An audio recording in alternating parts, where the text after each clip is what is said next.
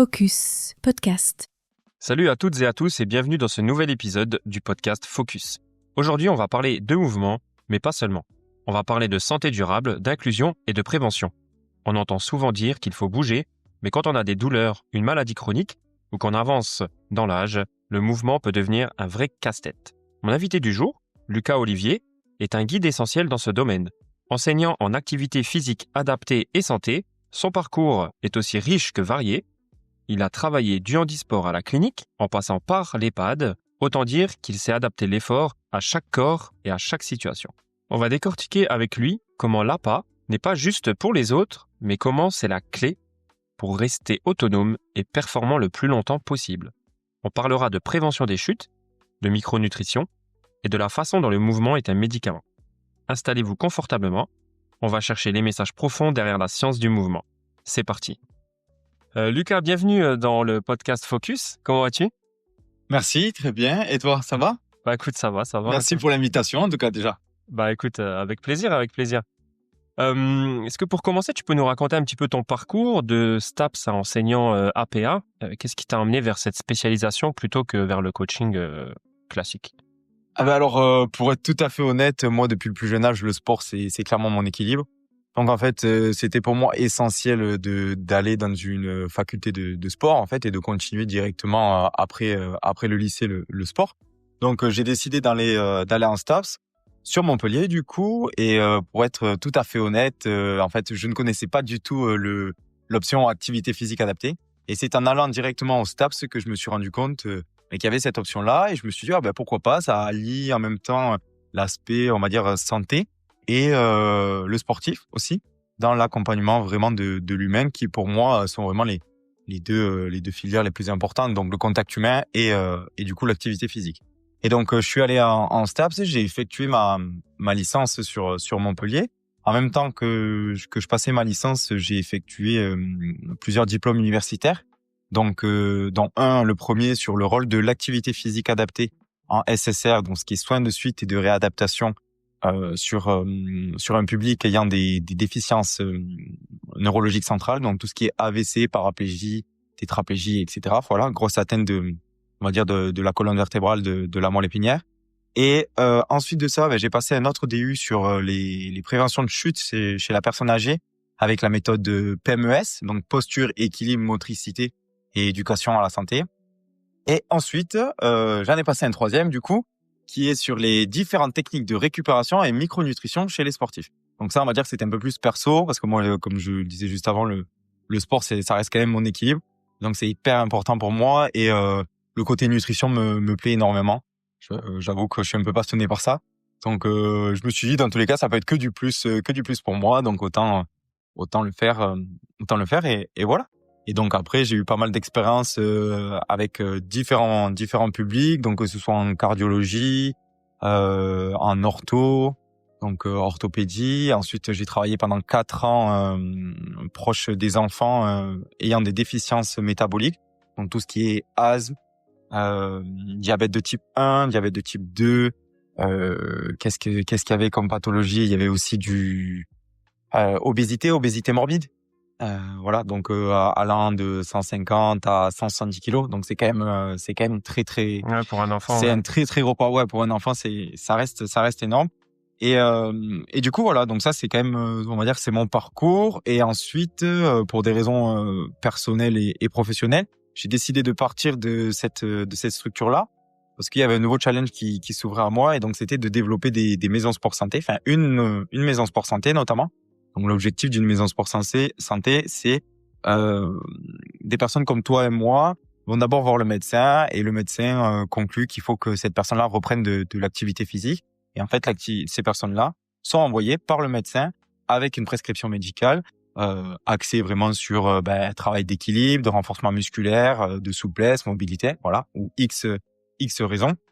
Et elles viennent, et à partir de là, nous, on fait ce qu'on appelle un bilan sport santé pour évaluer les capacités physiques et cognitives, avec des questionnaires notamment aussi sur la perception de la santé. Et à partir de là, ça nous permet, nous, en tant que enseignants en activité physique adaptée, vraiment de programmer et d'individualiser le programme vraiment pour qu'il soit adapté au maximum au patient et à la personne qui vient à la maison sport santé. Voilà. Donc j'ai eu après 1 an et demi d'expérience là-dedans pour le développer au maximum.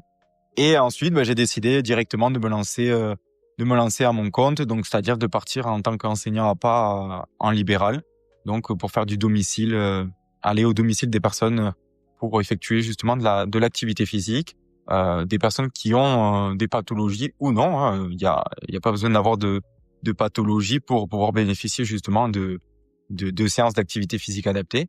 Et après, je suis allé surtout intervenir en EHPAD pour lutter justement contre toute cette question de sédentarité chez la personne âgée, d'isolement social. Et voilà, donc moi ça me tenait quand même à cœur de travailler avec les personnes âgées. On va dire que j'ai travaillé pendant 4 ans avec les enfants et je suis allé voir le côté opposé donc avec les personnes âgées et voilà. Donc en gros mon petit parcours professionnel. Ouais, c'est pas mal, t'as pas mal de bagages quand même, hein. Ouais, ça va quand même. Tout ce que t'as passé.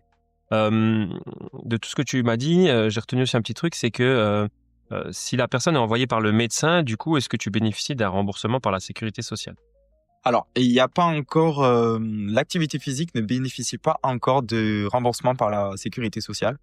Tu peux avoir des remboursements via certaines mutuelles qui prennent en charge justement. Il commence à y avoir un développement là-dedans au niveau des mutuelles. C'est un peu comme quand tu vas voir l'ostéo.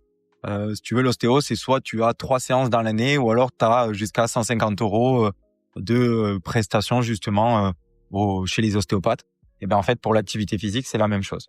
Donc, on va dire que la prescription médicale, nous, en tant que professionnels, nous permet d'avoir une sécurité et de suivre en fait un fil, une trajectoire et un objectif, et pas d'arriver face à la personne et juste faire le bilan en sport santé et effectuer de l'activité physique sans réels objectifs bien écrits et bien fondés. Donc là, on est en fait, si tu préfères, avec le médecin, on est beaucoup plus sur le domaine vraiment santé où il y a vraiment un objectif derrière pour lutter contre soit le développement d'une pathologie, soit pour retrouver cette autonomie dans le quotidien et cette confiance en soi, en son corps. Ou alors après, s'il n'y a pas de prescription médicale, là on est plus sur le domaine vraiment sport santé où la personne a perdu confiance en elle, il n'y a pas de pathologie apparente, mais par contre elle n'a pas confiance en elle, elle a peur du regard des autres et donc elle préfère appeler une personne, un enseignant en activité physique adaptée justement pour bien adapter son programme et le faire au domicile. Ok. Voilà. Et tu parlais que le sport était un grand pilier dans ta vie. Qu'est-ce que tu as fait comme sport en étant plus jeune et aujourd'hui, qu'est-ce que tu pratiques encore? Alors moi, aujourd'hui, en étant plus jeune, du coup, moi j'ai fait plus de 12 ans de rugby. Après, j'ai arrêté par rapport aux études. Donc moi, je jouais à l'USAP à Perpignan jusqu'à 18 ans. Et ensuite, je suis parti sur Montpellier faire mes études. Donc j'ai arrêté le rugby. J'ai joué un petit peu dans des villages, mais ça m'a pas trop plu. On va dire que l'ambiance était complètement différente. Ouais, Donc j'ai décidé d'arrêter. Et en plus, j'étais plus avec mes copains, on va dire, de l'époque, puisque je jouais avec eux depuis l'âge de 6 ans. Donc c'est différent. Et là, maintenant, je fais beaucoup on va dire, c'est par saison. Donc c'est-à-dire que j'aime beaucoup les sports de glisse. Donc tout ce qui est hiver, je fais du snow, du ski de rando aussi, parce que j'aime beaucoup du coup la nature et le fait de le matin partir, prendre mes skis, mettre mes pots de phoque sous mes skis et partir en randonnée avec mon petit sac à dos tout seul dans la nature et juste entendre le silence, le bruit du silence. Je trouve ça en tout cas pour moi ça me fait énormément de bien. Et après je fais quand même pas mal de courses à pied, de vélo et là notamment je m'entraîne pour effectuer un Irox qui est justement je pars demain pour Madrid où j'ai un Irox à Madrid. Voilà. Ok, donc je t'ai attrapé juste au bon moment, quoi. C'est ça, exactement. C'est tout à fait ça. La prépa s'est bien passée? Ouais, ça va. Elle a été coupée parce que du coup, je suis parti en Nouvelle-Zélande pendant 5 semaines faire un séjour linguistique. Bon, c'était génial, mais du coup, je me suis plus entraîné sur tout ce qui était course à pied et entraînement au poids du corps. J'ai un peu laissé de côté tous les appareils fonctionnels. Les ergots, ouais. Et tous les ergots, tout ça. Et puis, de toute façon, l'objectif pour moi, c'est une nouvelle expérience, c'est un nouveau challenge et c'est surtout de prendre du plaisir là-dedans, quoi. Tu le fais en Alors solo oui, ou certes, en en binôme? solo, ouais, en solo, je suis parti sur le principe de, c'est ma première course. Je le fais solo comme ça. Si, je fais un mauvais temps ou un temps qui est pas exceptionnel, je peux m'en vouloir qu'à moi-même et je peux pas mettre que l'autre dans on va dire, en cause. Voilà. Et donc, c'est aussi important pour moi de le faire en solo. Au moins, j'arrive à me confronter, d'abord face à moi-même et après face aux autres. Donc voilà, c'est un petit challenge, mais l'objectif est de prendre du plaisir et de découvrir Madrid aussi puisque je ne connais pas. Donc voilà, Bah, ça t'as va être un raison. bon petit week-end. Exact. Concrètement, quelle est vraiment la différence entre l'activité physique adaptée et ce qu'un coach sportif traditionnel propose? Alors déjà c'est la formation, parce qu'il faut savoir que en tant que enseignant en activité physique adaptée, on a quand même 3 ans en STAPS, qui est quand même une école de sciences techniques par l'activité physique. Donc ça c'est quand même très très important à le souligner. On a minimum 3 ans d'études, contrairement à un coach sportif. Alors attention, hein, je ne dis pas que les coachs sportifs sont moins bons. Hein. Moi, s'il y a quelqu'un qui vient me voir et qui me dit je veux faire de l'haltérophilie, je lui dirais non, c'est pas Ouais, avec moi chacun qu'il faut son que tu viennes. domaine, hein. Voilà, chacun son domaine. Voilà, exactement. Et on va dire que la différence réelle entre un coach sportif et un enseignant en activité physique adaptée, c'est que nous, on a quand même une forte connaissance au niveau d'un grand panel de pathologies. Voilà. Et avec lesquelles on peut réellement travailler, on va dire en équipe pluridisciplinaire, donc que ce soit avec les kinés, les ergos, les psychologues, les infirmiers, les médecins, voilà. Donc ça c'est, on va dire que c'est vraiment la réelle différence et que le coach sportif peut t'entraîner et t'accompagner pour faire de la compétition, ce qu'un enseignant à pas ne peut pas. Moi, je peux aller entraîner quelqu'un, mais par contre pas dans l'optique de faire de la compétition. J'ai pas les compétences et j'ai pas les compétences pour ça en fait, pour accompagner quelqu'un là-dedans. Donc on va dire que moi, je suis plus dans le domaine vraiment activité physique qui va permettre de te remettre en mouvement, de te redonner de l'autonomie dans le quotidien et de partir sur un système de bien vieillir, voilà, et on va dire avec la meilleure santé possible. Tandis que le coach sportif, attention, après, je le répète aussi, je suis pas coach sportif, mais je pense que c'est plus dans un aspect de performance, recherche de performance. Voilà. Ok. Toi qui as travaillé avec des publics assez variés, donc on a dit EHPAD, j'ai noté aussi handisport. Ouais, handisport, exactement. J'ai fait un service civique lors de mes études au comité handisport du Gard de Nîmes. Donc pendant un an, tous les mercredis, j'y allais, je mettais en place des séances. Du coup, c'était des séances. On avait le tir à l'arc, on avait du ping-pong aussi. Donc là, j'ai entraîné pas mal de personnes. Du coup, à déficience neurologique centrale, donc tout ce qui est paraplégie et tétraplégie. Et ce qui est vachement intéressant justement comme activité, le ping-pong chez les personnes malheureusement atteintes de tétraplégie, c'est que savoir qu'à partir du moment où on a une tétraplégie, l'extension, tout ce qui est muscle extenseur, donc triceps, la fonction est quand même vraiment impactée. Et donc le fait de jouer et justement de pratiquer du ping-pong permet d'essayer de refaire un petit peu cette connexion entre cerveau et muscle. Donc ça permet, on va dire aussi, d'oublier un petit peu toute cette malheureusement toute cette incapacité et donc à retravailler en amplitude un peu plus grande, un peu plus complète. Voilà. Mais il faut savoir que il y a une grosse différence entre le domaine handisport et le domaine activité physique comme je le fais maintenant. Donc le domaine handisport, vraiment comme son nom l'indique, on est dans le sport. Donc qui dit sport dit compétition, à but compétitif. Alors que l'activité physique n'est pas dans un but compétitif. C'est plus un aspect bien vieillir, comme tu disais, quoi. C'est ça, exactement. Voilà, tout à fait. Et qu'est-ce que toutes ces expériences t'ont appris vraiment sur le corps humain et sur la motivation? Eh ben alors déjà que le corps humain, que c'est énormément le côté cognitif et le cerveau qui contrôle, c'est la tête qui contrôle la plus grande partie de notre corps et que malheureusement si on se met beaucoup de peur ou de frein psychologiquement et mentalement, on n'y arrivera pas. Donc c'est bien de travailler le corps, mais il faut surtout aussi travailler le mindset. Donc c'est ça qui est super intéressant dans le métier d'enseignant en activité physique adaptée, c'est que on peut travailler en équipe pluridisciplinaire.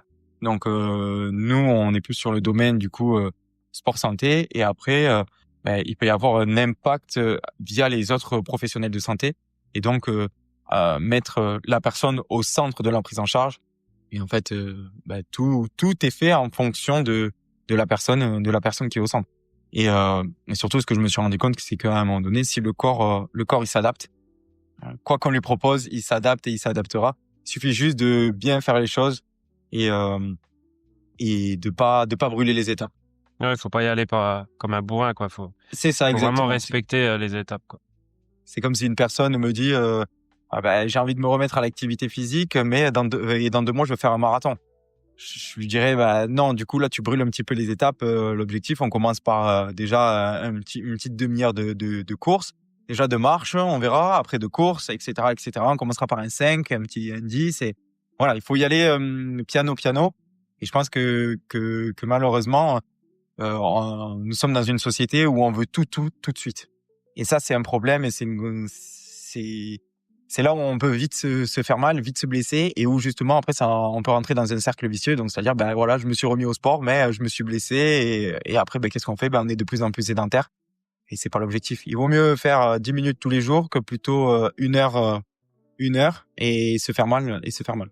Ouais, bien sûr, parce qu'après tu dis toujours, une fois que t'es blessé, c'est pas juste une petite semaine de repos, quoi, hein. Si t'as une réelle blessure, tu pars des fois sur 3, 4 mois, 5 mois, voire plus. Et du coup, comme tu dis, c'est là où la sédentarité elle vient s'installer, parce que généralement quand t'es blessé, même si c'est un bras, tu te dis pas je peux quand même marcher, tu vois, tu vas dire voilà, je peux plus rien faire. Et c'est là où tu dis que l'esprit, tu dois vraiment développer ce mindset. Pour moi, je dis toujours, quand tu te sens capable, c'est déjà une première victoire, une première bonne chose, on va dire, quoi. Tout à fait, ouais. Parce que si tu te dis ouais, non, mais moi je sais pas faire, j'y arriverai jamais, tu te tires déjà une balle dans le pied, quoi. Ça, c'est clair et net. C'est ça, c'est exactement ça. Tu sais, je pars du principe où à un moment donné, c'est 80% d'action et 20% de stratégie. Donc c'est-à-dire qu'à un moment donné, tu te mets un objectif, on va dire qu'on prend l'exemple de la course à pied. Je me mets un objectif, je veux courir un 5 km. Ok, mais très bien, mais commence pas par un 5 km, commence déjà à aller courir un petit peu et voir ce que ça donne. Ou tu te dis je vais me remettre à l'activité physique. Mais on entend souvent dire les personnes oui, mais je peux pas parce que j'ai ça. Donc on lui trouve une solution au problème qu'elle te pose, et elle te retrouve un problème. Donc en fait, à partir du moment où tu trouves 10 solutions à 10 problèmes et qu'on te ressort un 11e problème, c'est que là ce sont des fausses excuses, et que du coup l'objectif c'est que mentalement la personne elle est pas prête. Et c'est là que tu te rends compte qu'en fait il faut d'abord travailler l'esprit, le mindset, pour se dire ok, on va y aller petit à petit, crescendo, et tu vas voir que tu vas pouvoir y arriver, et qu'en fait tous ces problèmes là c'est juste dans ta tête. Ouais, c'est juste des freins que toi tu te poses, quoi. C'est clair et net. Quelle est l'histoire d'un de tes patients qui t'a vraiment le plus marqué et qui illustre parfaitement l'impact de l'APA? Alors moi je vais reprendre l'exemple d'un enfant quand je travaillais dans un centre en montagne, justement, donc un pôle pédiatrique. Un enfant de 8 ans.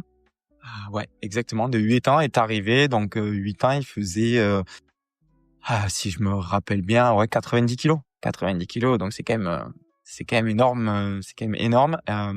Pour la petite anecdote, la famille, c'était le roi. Cet enfant était le roi, donc c'est-à-dire qu'il vivait sur le canapé, et en fait, du coup, il y avait tellement d'amour des parents que l'amour était malsain, parce qu'il lui donnait tout ce qu'il voulait manger. Donc voilà. Donc il lui donnait, par exemple, ce jeune enfant pouvait manger un poulet entier à un repas à l'âge de 8 ans. Ce qui est quand même énorme. Voilà. Ouais, bien sûr. Et donc quand il est arrivé à ce centre, et je m'en rappellerai toute ma vie, donc fauteuil roulant, et il pouvait pas, il parlait pas. Et la seule chose qu'il faisait, c'est il tournait la tête. Comme un petit oui. Voilà, c'est tout. Oui ou non, c'est tout ce qu'il disait. Et au bout de quelques mois de prise en charge, donc il marchait pas, il marchait plus. Au bout de quelques mois de prise en charge, il marchait plus à cause de son obésité. Il marchait plus à cause de son obésité, ouais, à cause de son poids. Et mais on se rend pas compte de l'impact négatif que le poids et la mauvaise alimentation peut avoir sur notre corps humain, quoi, que ce soit sur les articulations, sur tous nos organes vitaux, enfin, et même sur notre mindset, hein, c'est hyper important. Et donc quelques mois après, il vient me voir et il me dit donc déjà il vient me voir en marchant. Donc là, en tant que professionnel et toute l'équipe, on se dit bon ben c'est génial. Déjà il y a quand même une sacrée victoire. Et en fait, il me prend dans les bras et il me dit merci Lucas pour tout ce que tu as fait. Enfin voilà, avec ces mots de jeune enfant de 8 ans, et il me dit merci Lucas. Et donc du coup là, je lui dis bah merci de quoi, pourquoi merci? Et il me dit bah grâce à toi et grâce à toute l'équipe, je peux marcher. Et il me dit et ce truc là, donc en montrant le fauteuil, il me dit et ça là j'en veux plus, je le laisse ici, je veux plus le revoir. Donc ça, je trouve que c'est quand même une image très très marquante de l'accompagnement. Alors bien évidemment, c'est pas que de l'activité physique, mais ça en fait partie. Et donc du coup pour moi c'était déjà une sacrée victoire. Donc voilà, un moment assez émouvant. Ah ouais, tu m'étonnes. On voit encore que t'es un petit peu ému. Ouais, c'est ça, exactement. À quel point la sédentarité est-elle un vrai danger aujourd'hui? Bah, la sédentarité dans notre société, elle est de plus en plus présente. Hein. Déjà rien que par rapport à en fait à tout le développement on va dire de la technologie. Je vais prendre un exemple tout concret.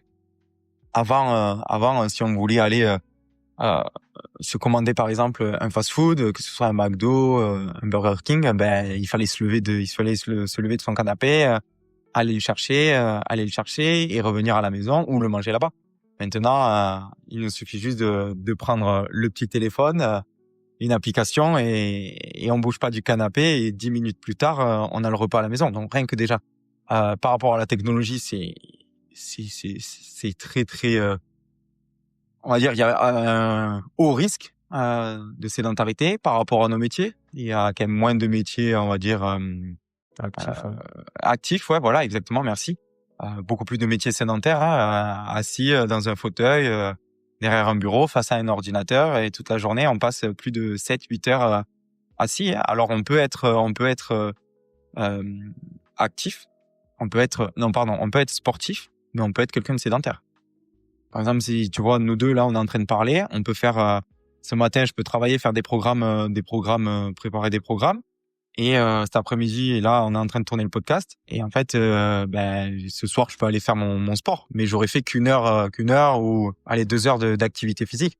Donc, je suis sportif, mais j'ai un train de vie sédentaire. Tu vois? Et c'est ça qui est hyper important. C'est ça qui est hyper important à vraiment à se rendre compte, c'est que l'objectif de la vie quotidienne, c'est d'essayer de bouger au maximum. Le corps humain, il est fait pour bouger. Si je pouvais donner des conseils sur le fait de lutter contre la sédentarité, déjà des conseils tout simples, arrêter de prendre l'ascenseur, mais plutôt prendre les escaliers. Pas prendre les escalators, prendre les escaliers.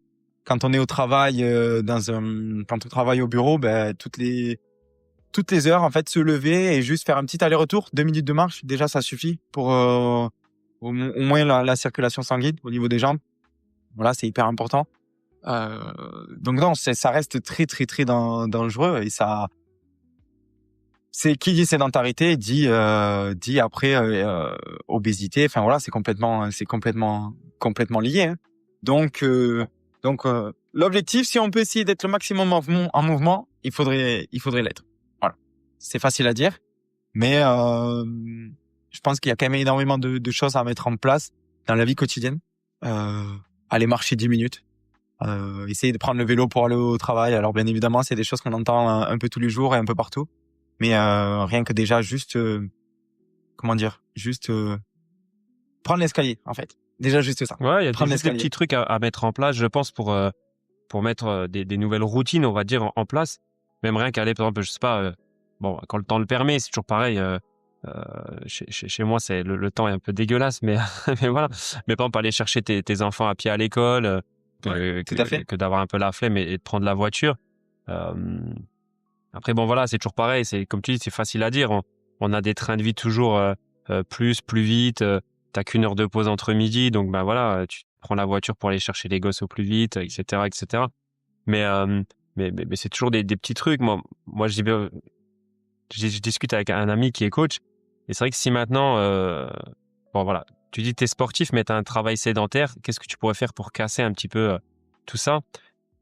Et c'est vrai que la dernière fois, on discutait rien que d'avoir déjà un bureau debout, assis, donc le plateau se lève. Ouais. Déjà ça, ben voilà, comme tu dis, pour la circulation sanguine, tu te lèves une heure toutes les 2 heures, par exemple. Tu travailles un petit peu debout.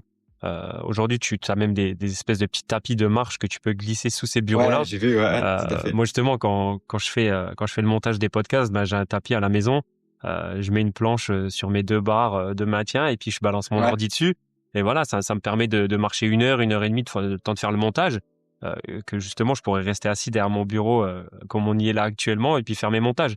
Mais je me dis, bah voilà, comment essayer de bouger un petit peu. Bon, c'est des petits investissements à faire, mais après, on va pas se mentir, la santé sur le long terme, c'est de l'investissement sur soi-même, que ce soit en temps comme en argent aussi. Bien manger, ça coûte cher. Quelques équipements sportifs, voilà, c'est aussi un coût. Mais c'est toujours moins cher que celui qui va chercher une pizza, qui va chercher, je sais pas moi, des fast-food, etc. quoi. On va dire, tu payes ta flemme après sur le long terme, quoi. Donc, vaut mieux payer, investir sur toi-même aujourd'hui, que devoir investir dans tout ce qui est médicaments, soins, etc. quoi. C'est très juste ce que tu dis parce que si je pouvais définir l'activité physique adaptée, en fait, c'est une prise en charge non médicamenteuse. Exact. Ouais. Donc, mais le problème, c'est que, comme je le disais quelques minutes avant, on est dans une société où on veut tout de suite.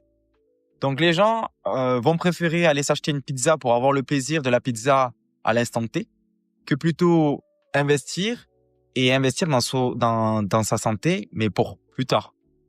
Donc, on veut tout de suite. Et ça, c'est un gros problème. Et après, à partir du moment où on se rendra compte que la santé, si tu as la santé, tu peux faire beaucoup de choses. Et que finalement, c'est très important. C'est très, très important. Et tant qu'il y a du mouvement, c'est qu'il y a de la vie. Donc, à partir du moment où tu es contraint de rester chez toi, je veux dire, il y a des gens qui, je trouve qu'on est quand même à des années-lumière, en tout cas en France, on est quand même à des années-lumière sur la définition de la bonne santé. Moi, j'ai fait des bilans, justement, ce que je disais, des bilans sport santé, lors de ma première rencontre avec certaines personnes. Je leur demande donc leur perception de la santé sur une échelle de 1 à 10, 1 très très mauvaise et 10 excellente.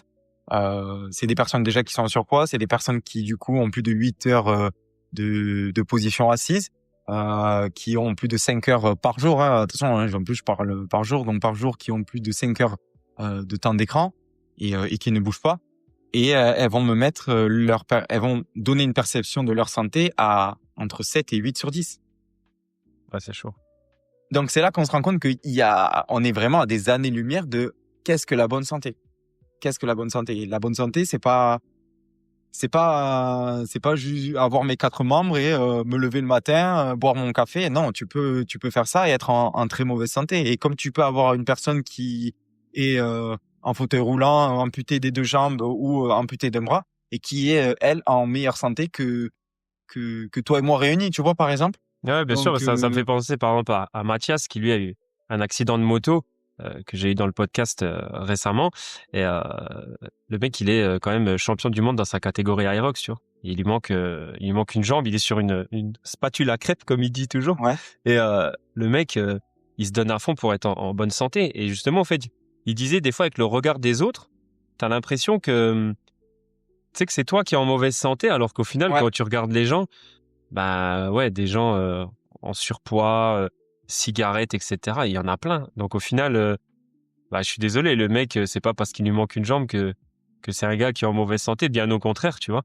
Il se donne les moyens pour être au top, quoi. C'est vrai. Quelle est pour toi, du coup, la définition de la bonne santé? Pour moi, la bonne santé, c'est être en mouvement le plus possible. Vraiment. Pour quelqu'un qui est en bonne santé, c'est quelqu'un qui va essayer de toujours toujours être en mouvement. Pour moi, c'est le mouvement.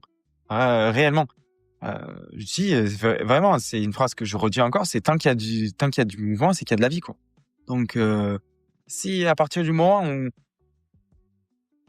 je vais prendre aussi un exemple un peu tout bête mais qui va parler à beaucoup de personnes, mais tu peux avoir les tablettes de chocolat, mais sauf que si tu es à l'hôpital et que tu es allongé sur le lit, et que le médecin vient te voir et te dit monsieur, vous pouvez pas bouger, vous restez ici parce que enfin voilà, pour X ou Y raison, mais la personne alors oui, elle a peut-être un joli corps, mais elle est plus en mouvement.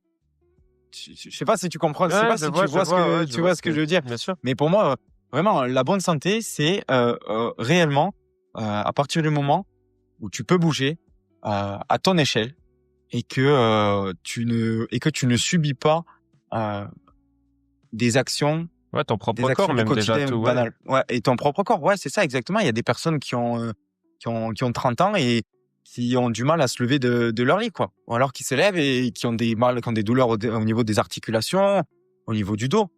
Et 30 ans, quoi. Bah 30 ans, ouais. Moi, je revois des images d'entourage autour de moi. Utiliser un chausse-pied à 30 ans. Ah ouais. Tu vois, moi je trouve ça choquant. Même Ah ouais, mais moi aussi. même j'ai envie de te dire, tu vois, ma grand-mère qui a 93 ans, bah limite elle en utilise pas, quoi. Mhm. C'est là que tu te dis ah ouais, non, bah, il y a un problème quelque part. Parce qu'on est dans une société de plus en plus d'assistés, malheureusement. Ouais, mais je sais pas moi moi ça me tiquerait, tu vois, de me dire attends merde, Ouais. j'utilise un chausse-pied. C'est tout con, Ouais, mais ouais, c'est comme tu dis, c'est tout con, mais en fait, on est dans une société où vraiment il faut faire tout le plus rapidement possible, mais moins se fatiguer. Et les gens non plus se goûtent de l'effort. Et ça, c'est aussi vrai aussi, ouais, c'est vrai aussi. un réel problème. Non plus se goûtent de l'effort. Le fait de se dire, ben, j'ai réussi à atteindre ça grâce à l'effort que j'ai fourni. Non, maintenant, qu'est-ce qu'on fait? Ben, on sécrète de la dopamine en faisant quoi? En swipant sur les réseaux sociaux, Instagram, TikTok. Alors attention, ça a du bon, ça a de très bons côtés positifs. Mais en fait, on a le corps humain est une machine extraordinaire, exceptionnelle, et on est en train de la saboter de plus en plus parce que l'être humain est feignant. Ouais, puis on n'exploite pas nos pleins potentiels. On a la flemme. C'est un peu la maladie c'est ça, du siècle, quoi. C'est la flemme. Ouais, c'est la flémingite aiguë. Et il y a beaucoup de personnes qui sont atteintes de flémingite aiguë, je crois. Attention, sans jeter la pierre sur X ou Y personne. Mais on est là justement pour en parler et c'est hyper intéressant et c'est hyper encore une fois sympa de ta part de m'avoir invité. Mais on est là aussi un petit peu pour essayer de faire bouger les choses et pour que les gens se rendent compte en fait que le corps humain, c'est comme je dis, c'est une machine extraordinaire et qu'il faut l'utiliser et il faut en prendre soin. Et voilà. Alors après, quand bien même après avoir dit ça, il y aura toujours des personnes qui vont saboter leur corps et c'est ok. De toute façon, malheureusement, on peut pas sauver tout le monde. On peut essayer d'aider le maximum de personnes, mais j'ai beau te donner tous les conseils du monde, je pourrais pas le faire à ta place. Ah non, ça c'est sûr. Mais moi, j'ai toujours, tu vois, même si avec un épisode du podcast, j'arrive toujours à aider ou motiver ou je sais pas comment on peut dire, au moins une personne, c'est déjà bien, tu vois. Mais comme tu dis, on peut pas sauver tout le monde. Mais après, je trouve toujours c'est bien de regarder un peu autour de soi et on va dire dans le malheur des gens, d'essayer de trouver toujours un petit quelque chose pour soi, tu vois. C'est un peu dégueulasse de dire ça comme ça, mais tu vois, je discutais avec une amie et elle me dit je veux pas devenir comme ma mère, tu vois. Elle me dit ma mère très sédentaire toute sa vie, pas de sport, aujourd'hui en surpoids, qui a du mal à se mouvoir, qui a même des soucis au niveau articulaire, tout ça. Et elle dit c'est pas l'exemple que je veux devenir, tu vois. Alors on dit toujours généralement on veut être comme nos parents, mais au contraire je trouve c'est bien de aussi de se dire je veux pas être comme eux. Et ça te met un petit truc dans la tête de dire bon, ok, donc elle a eu une vie comme ça, qu'est-ce que moi je peux mettre en place en amont déjà à mon jeune âge pour éviter de suivre ce même chemin. Et tout à fait. Et c'est là où voilà ce podcast, on va dire, est là pour donner des petits tips aussi et puis voilà, éduquer sur certains sujets. Ouais, je suis totalement d'accord avec toi et c'est vrai que voilà, moi par exemple, j'ai des personnes dans mon entourage qui ont pas mal de de comportements sédentaires, qui ont eu malheureusement des accidents de travail, etc., etc. Et tu te dis que en fait vraiment toi c'est ce que t'as pas envie d'avoir, t'as pas envie de vivre ça. Donc qu'est-ce que tu peux faire justement maintenant en termes de prévention primaire. Donc prévention primaire, on va dire que il y a trois types de prévention. La prévention primaire, prévention secondaire et tertiaire. D'accord? Donc vraiment la prévention primaire, c'est celle avant qu'il y ait une pathologie, avant qu'il y ait une problématique. Donc vraiment tout ce qu'on peut mettre en place en étant jeune actif. Attention, jeune actif ne veut pas dire que on doit avoir entre 20 et 30 ans. Hein. On peut avoir 50 ans et être un jeune actif. Donc, qu'est-ce qu'on peut mettre en place là pour éviter et retarder au maximum le vieillissement ou l'apparition de certaines pathologies ou handicaps ou déficiences. Et après, il y a tout ce qui est prévention du coup secondaire. À partir du moment où il commence à avoir déjà des problématiques sur lesquelles on veut lutter le plus longtemps possible, et en tout cas, on veut pas qu'elles se développent. Et après, il y a la prévention tertiaire où justement là, malheureusement, la pathologie est bien présente. Et nous, ce qu'on veut, c'est vraiment retarder en fait son développement le plus longtemps possible. Et donc ça, je trouve que pour reprendre l'exemple de la personne que tu as dit, elle est clairement dans ce qu'on appelle de la prévention primaire. Donc, elle voit l'exemple de quelqu'un, elle se dit, je ne veux surtout pas être comme cette personne-là, que ce soit sa mère, que ce soit sa sœur, peu importe, ou Ouais, personne dans la qu'on rue, croise dans la rue. Voilà, bien c'est sûr, ça, ouais. exactement. Et là, déjà, ce qui est bien, c'est que du coup, ça fait une réflexion au niveau du cerveau cognitivement parlant. Et donc là, on se dit, ok, maintenant, je sais que ça, c'est pas ce que je veux, mais qu'est-ce que je vais pouvoir mettre en place pour justement lutter contre ça et pas arriver à ce stade-là. Et je rebondis là-dessus parce que je pense qu'il y a énormément de personnes qui voient l'activité physique ou le sport comme une contrainte. Exact. Alors que normalement, on devrait le voir comme quelque chose comme un plaisir. Vraiment, je le fais pour moi, je vais prendre du bon temps. Mais tout est une contrainte par rapport à ça. Et on se dit, pourquoi je vais me faire mal? Non, je suis bien, je suis mieux là. Alors que non. Alors que non, il suffit juste, en fait, de trouver son activité. Ouais, le sport qui est adapté. Aujourd'hui, tout le monde se dit, il faut faire de la musculation. Il faut aller dans les salles de sport, il faut mettre des leggings, il faut, etc., etc. Mais moi, j'ai toujours trouvé une activité qui te plaît. Au fait, que ce soit de la natation, que ce soit du ping-pong. Moi, je fais du ping-pong, je transpire mais de ouf, tu vois. Mais ouais, c'est sûr. Je Mais suis c'est pas, super bien. voilà, je suis pas Ouais. juste là à taper un peu de raquette. Non, je transpire de ouf. Ouais. Non, faut trouver juste un truc qui te plaît. Si c'est de la marche, fais de la marche, tu vois. Moi, je vais marcher avec un collègue qui est en retraite aujourd'hui. Ah quand on y va, il met une sauce, quoi, parce que on fait une quinzaine de kilomètres et on les tape en 2 heures, 2 heures et demie, vraiment grand max, quoi. Bien sûr. Et voilà, lui, il a fait du foot pendant qu'il était jeune. Après, il a couru.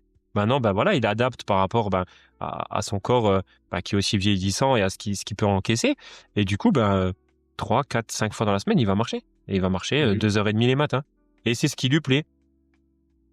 Il y a tellement de sports aujourd'hui, quand tu vois que Decathlon, pour les citer, par exemple, commercialise 96 sports. Dans les 96, il y en a bien au moins un qui va convenir à chacun, je Ouais, pense. tout à fait. Tout à fait. Et Tout à comme je fait dis toujours, si maintenant vraiment il y a rien autour de chez toi, bouge ton cul pour essayer de le mettre en place. Ouais, mais juste va faire de la marche. Ouais, si vraiment, mais par exemple, une copine c'était de la danse, je dis écoute, va en mairie, essaye de voir avec eux ce qui est possible de faire, s'ils n'ont pas des contacts, des profs, des trucs pour ouvrir des Tout à cours. fait, ouais. Faut essayer d'innover, tu vois. C'est aujourd'hui avec tous les réseaux sociaux, les trucs, tu peux lancer des appels, des trucs. Enfin, je sais pas. Il y a vraiment plein de trucs à mettre en place, quoi. Comme tu dis, les réseaux sociaux, à un moment donné, mais si on veut juste se mettre en mouvement et qu'il y a rien autour de chez nous, je pense que tu tapes sur YouTube n'importe quel sport, tu peux faire du sport avec quelqu'un en face de toi dans ta télé. Bien sûr. Tu vois ce que je veux te dire là? Bien sûr. Donc qui pleut, qui vente, qui neige, dans tous les cas, tu pourras toujours te mettre en mouvement. Après, c'est juste les excuses que tu veux te donner qui t'apportent bonne conscience ou non. personnellement parlant, alors attention, hein, Non, bien sûr, non, mais après, voilà, pour te donner bonne conscience, tu vois. De toute façon, il faut dire les Chacun se choses, trouvera les excuses. faut dire les choses comme elles sont, c'est ça. Hein. Donc ouais, si tu veux pas le faire, ok, mais ne me dis pas que tu peux pas te mettre en mouvement, c'est pas vrai.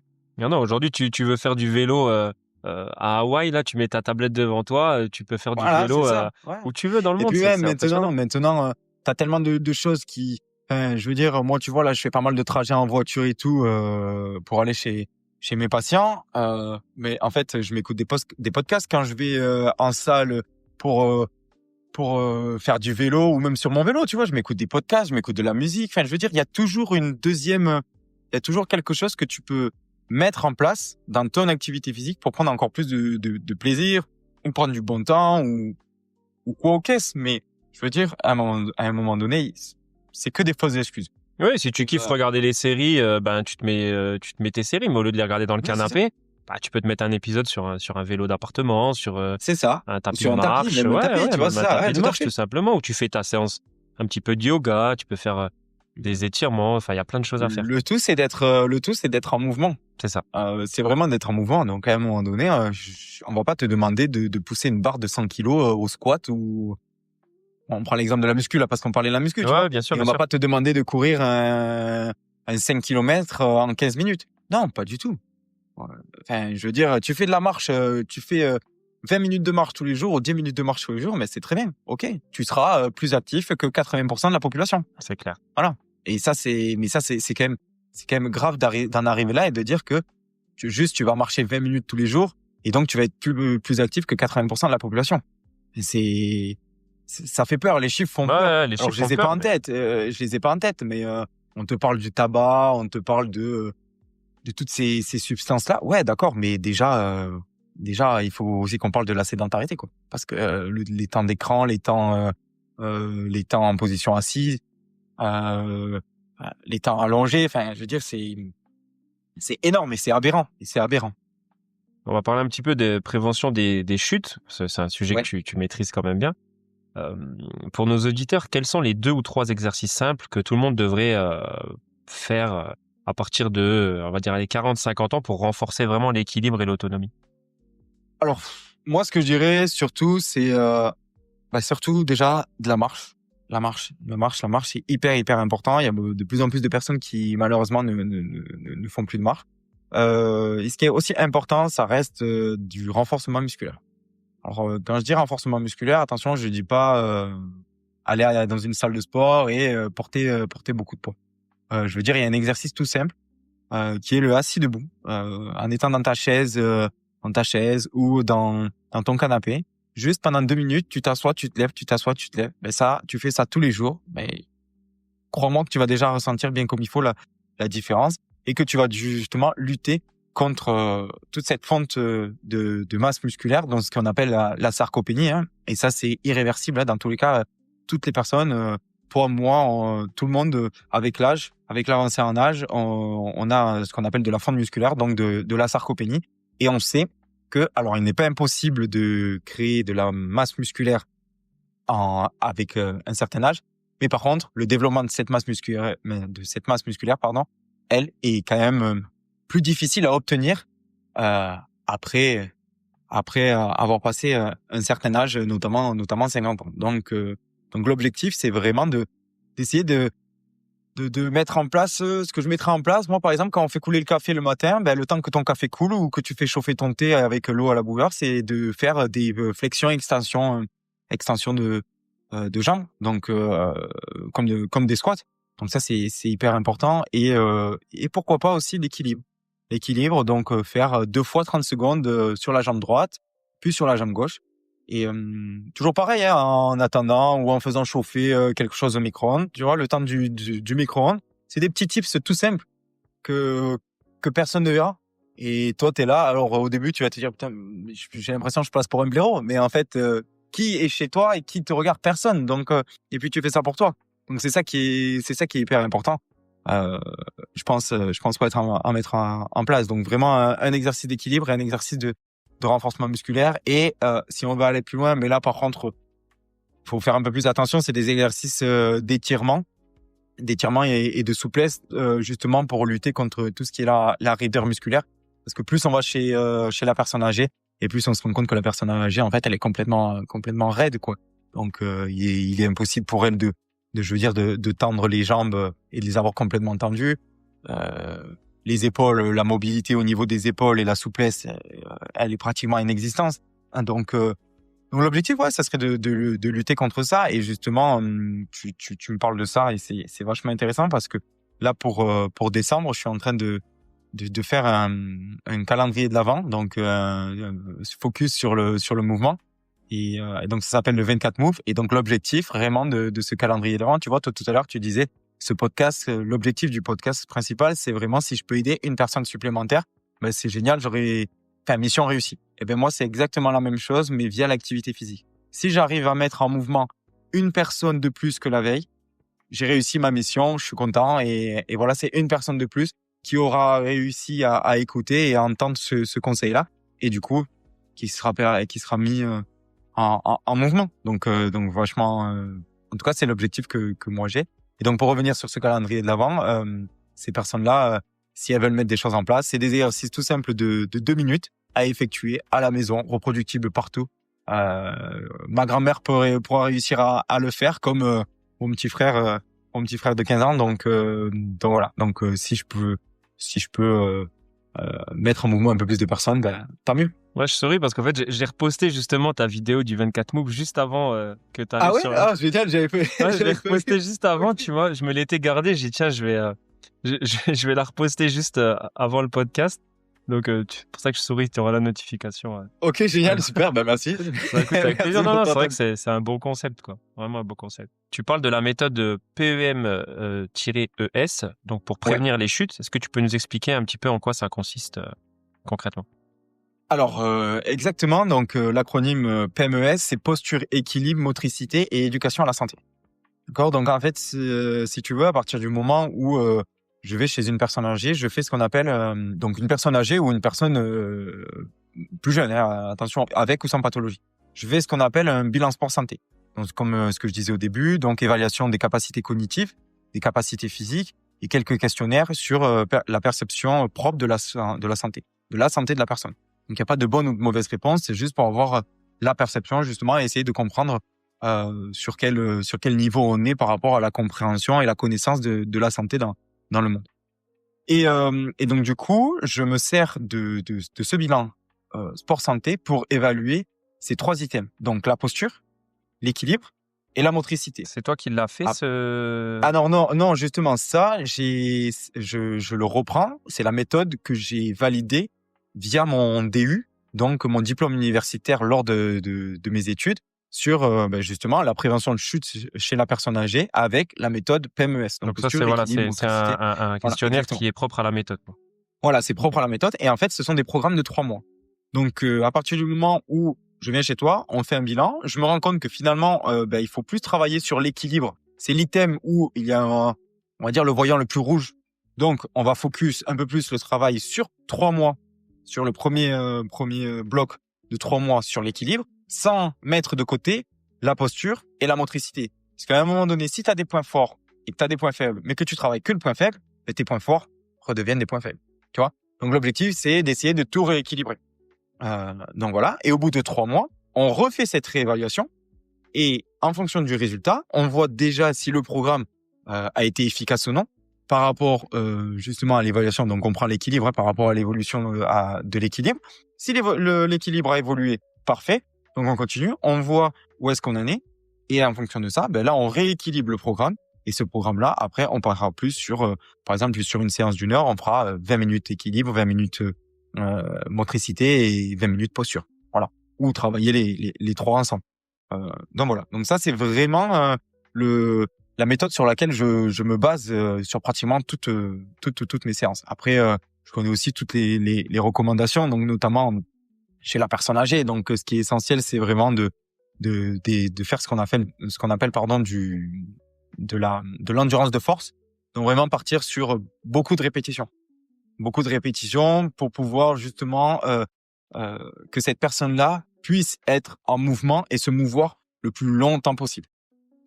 Ouais, c'est ce que tu disais, faire c'est hyper important. des assis debout pendant 2 minutes. Bon, bah, Voilà, c'est ça. logiquement, voilà, des répétitions, t'en fais quand même pas mal en 2 minutes, quoi. C'est exactement ça. Et puis, ça permet aussi de travailler la coordination, d'avoir un bon gainage.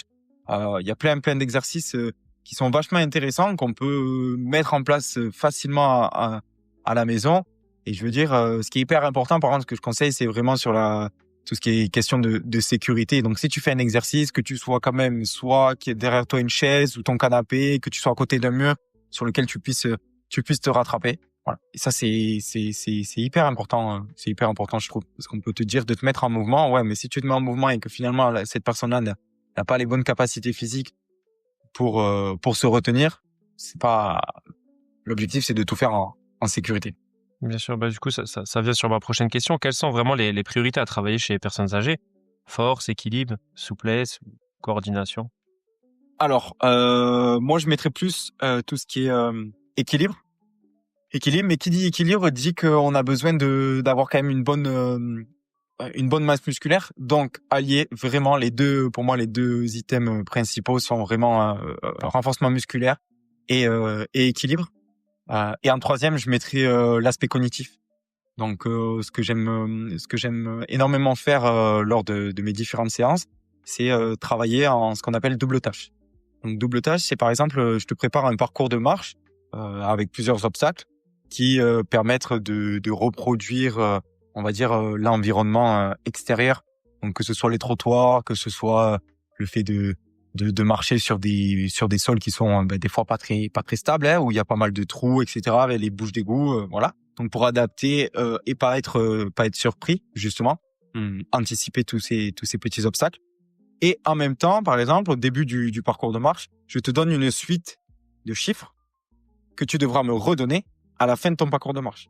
Donc, ce qui permet de travailler le physique, mais en même temps le cognitif avec la mémoire pour me redonner la suite logique des chiffres.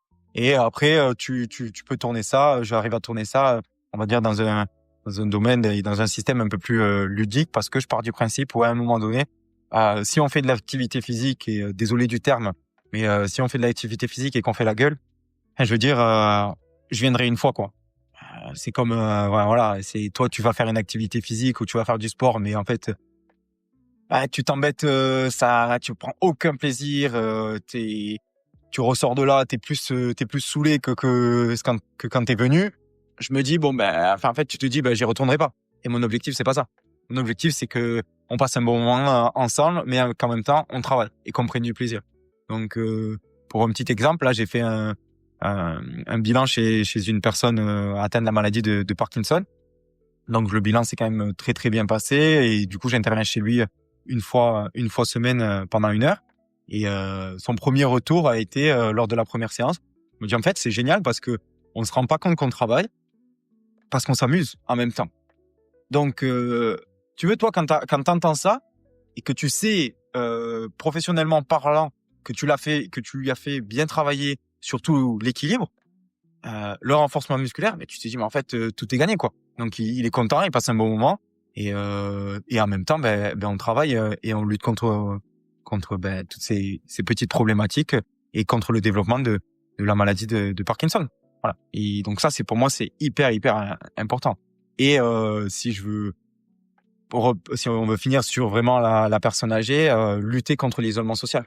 Voilà. Ouais, ça aussi, on n'en parle pas du tout, mais c'est vrai que c'est quelque chose qui est, quelque chose fléau, qui est tellement présent, qui est tellement présent et que pour lequel j'essaye de me battre et d'essayer de mettre des choses en place. Là, par exemple, je suis sur Toulouse, je suis en contact avec une prof de danse et cette prof de danse fait justement des cours de danse pour un public du 3e âge.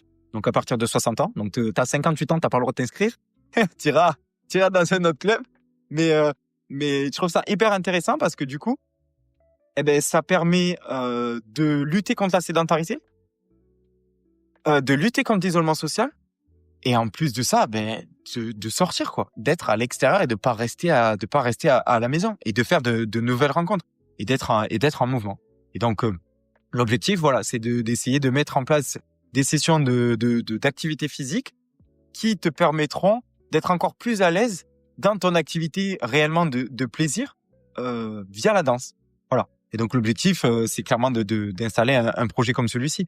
Et très clairement, j'espère qu'il va pouvoir se mettre en place, qu'on va pouvoir en parler dans différentes communes, etc., etc. Donc je pense qu'il y a quand même énormément de choses à faire, de choses à mettre en place, comme tu disais justement tout à l'heure à juste titre. À un moment donné, si on veut mettre des choses en place, on va voir les communes, on va voir. Il y a tellement de personnes qui peuvent nous aider, et il suffit juste d'une seule personne, et il suffit juste d'avoir de la motivation et de savoir pourquoi on le fait. Voilà. Exact. Et de répondre à une problématique, je pense. Et ça, c'est une réelle problématique auquel on doit répondre.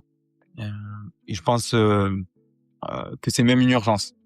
Je Je suis entièrement d'accord avec Voilà. toi. On entend souvent, à mon âge, c'est trop tard pour commencer. Qu'est-ce que toi, tu réponds à ça? Il n'y a pas d'âge. Il y a clairement pas d'âge pour commencer. J'invite aux personnes à aller voir. Je sais pas si tu le suis. J'ai plus son nom sur les réseaux, sur Instagram notamment. C'est une personne âgée, un Suisse qui a 70 ans, je crois. Tous les matins, il fait des séries de traction, Sur sa terrasse, il me semble, non? de pompe.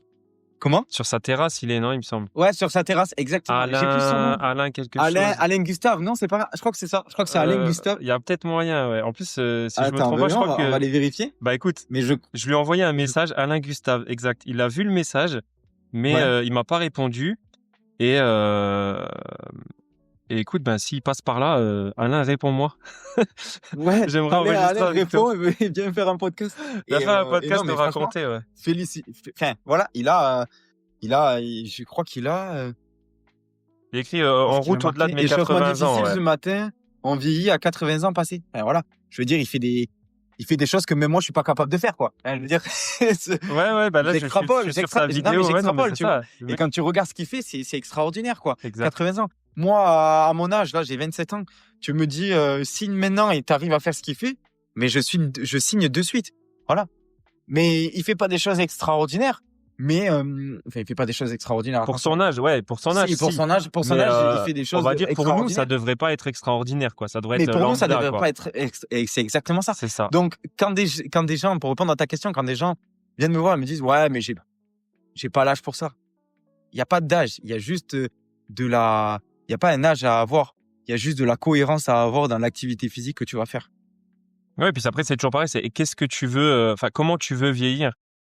C'est exactement ça. C'est ouais. toujours il y a deux vidéos qui me viennent un peu en tête, justement, qu'on voit sur les réseaux sociaux.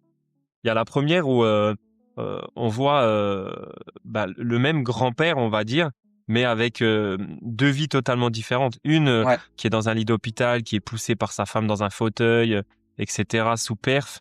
Et puis on voit de l'autre côté le même grand-père, mais qui arrive à lasser ses chaussures tout seul, qui marche, qui fait ses courses, etc. Et c'est vraiment deux vies totalement différentes. Donc c'est voilà, comment tu veux vieillir. Ça c'est la première. Et la deuxième, c'est vraiment pareil, un grand-père qu'on voit commencer à faire des squats, commencer à faire des pompes, etc. Et qui se remet justement à se mouvoir pour au fait atteindre à la fin un objectif, c'est pouvoir porter sa petite fille pour qu'elle puisse mettre l'étoile en haut du sapin. Et c'était vraiment voilà juste ça. Ouais, je l'ai vu cette vidéo aussi. Et c'est là où tu dis justement voilà quel est vraiment ton objectif et que ce soit cohérent. Voilà, si c'est juste bien vieillir, tout ça, ça sert à rien, comme tu dis, d'aller à la salle, de pousser des barres à 100 kilos, etc. Si c'est vraiment bien vieillir, il y a des petites choses à mettre en place qui sont anodines, on va dire, à la vue de certains, mais qui sont vachement bénéfiques pour d'autres, quoi. Et c'est surtout, pour continuer sur ton discours, c'est surtout trouver son pourquoi, je pense. Je pense que trouver son pourquoi est vraiment la question qu'on devrait tous se poser. Pourquoi on fait ça? Pourquoi on parle du bien vieillir? Pourquoi on veut se remettre à l'activité physique? Pourquoi on va en salle de sport? Pourquoi on va faire des cours de danse? Enfin, tu vois, par exemple, un exemple tout bête. Tu dis, tous les mercredis, je vais à un cours de salsa. Ok, mais tu vas pourquoi? Tu vas parce que tu as envie de savoir danser la salsa. D'accord? Donc, tu réponds à ton pourquoi. Mais en même temps, ce pourquoi, lui, il te permet d'être en mouvement, d'être actif. Donc c'est pareil, pour reprendre l'exemple des 2 vidéos que tu as vues. Ce grand-père, il se remet à l'activité physique, mais il se remet à l'activité physique. Pourquoi il se remet pas à l'activité physique? Parce qu'il a entendu, parce qu'il t'a entendu à toi ou à moi, ou il a entendu le podcast et il s'est dit, ouais, les deux là, ils ont dit qu'il faut aller se remettre à l'activité physique, on s'y remet. Non, parce qu'il s'est dit, ok, qu'est-ce que je veux? J'ai une petite fille, dans 5 ans, je veux que ce soit encore possible de pouvoir la porter et la prendre dans mes bras et moi pouvoir me baisser et même ramasser des choses qui sont au sol, pouvoir jouer avec elle, l'amener au jardin d'enfants. Je trouve que c'est ça la question, la vraie question que tout le monde devrait se poser, c'est pourquoi? Pourquoi je devrais faire ça? Pourquoi il faudrait que je fasse ça? Pourquoi je fais ça? Et quand tu as la réponse à ça, déjà en fait c'est bon, t'as la réponse et tu sais très bien pourquoi tu le fais et la motivation elle vient toute seule en fait. Ouais, c'est moins contraignant du coup. Exactement. C'est exactement ça. Une personne de 70 ans, est-ce qu'elle peut réellement gagner en mobilité ou est-ce que c'est vraiment juste pour ralentir un peu le déclin? Non, tu peux toujours gagner en mobilité. Après, bien évidemment que si tu n'as pas travaillé ta mobilité pendant 40 ans, il sera très très dur d'obtenir une mobilité de 20 ans à l'âge de 70 ans, hein, qu'on se le dise.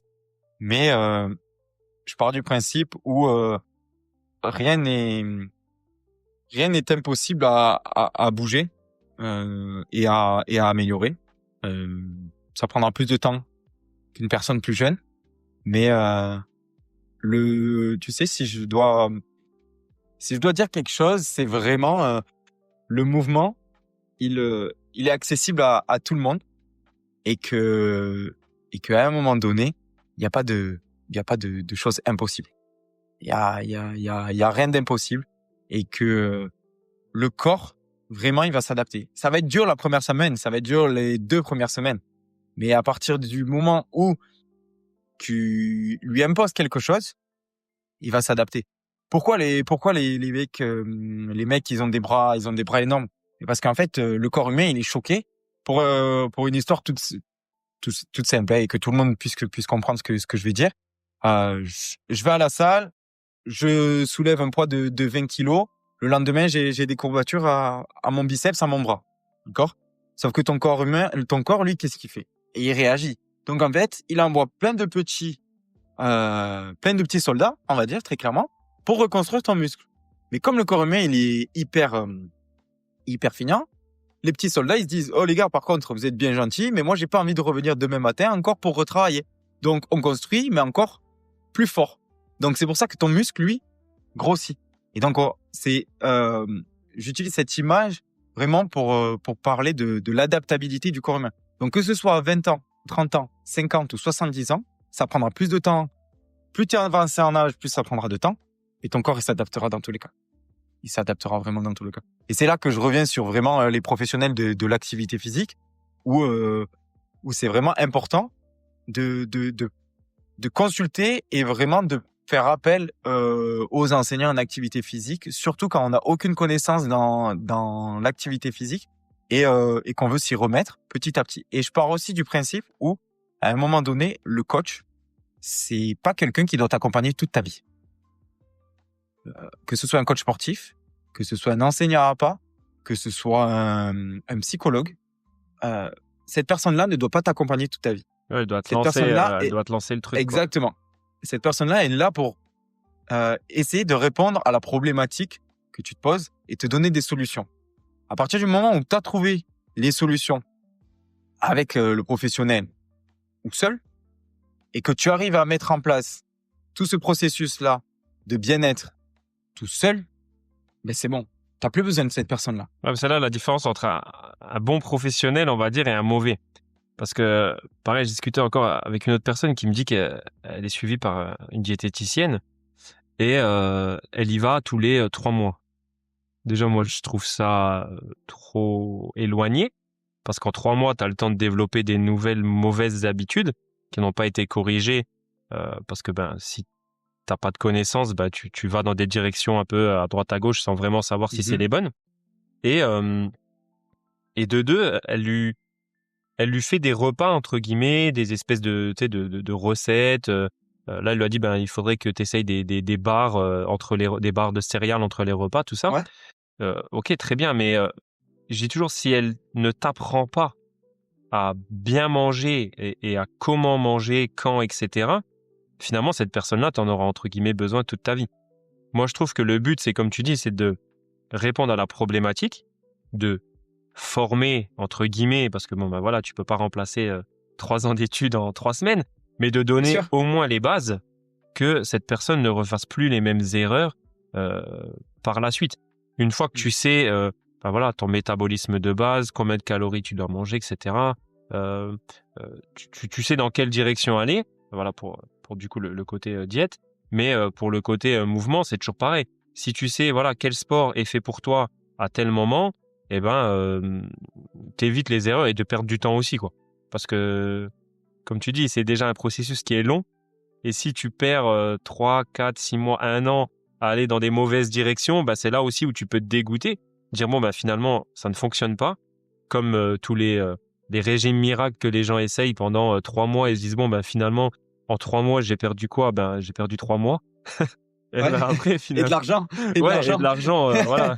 Qu'on se le dise, ouais. Pour de l'argent pour certains, finalement, tu continues pas et c'est là où tu développes cette fameuse sédentarité, encore une fois, quoi.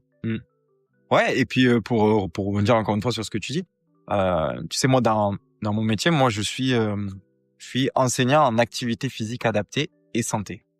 Donc, dans vraiment l'intitulé de mon métier, il y a enseignant. Exact, ouais. Donc, c'est-à-dire que la première chose, c'est d'essayer de t'apprendre le maximum de connaissances que j'ai acquises lors de mes études, lors de mes différentes expériences.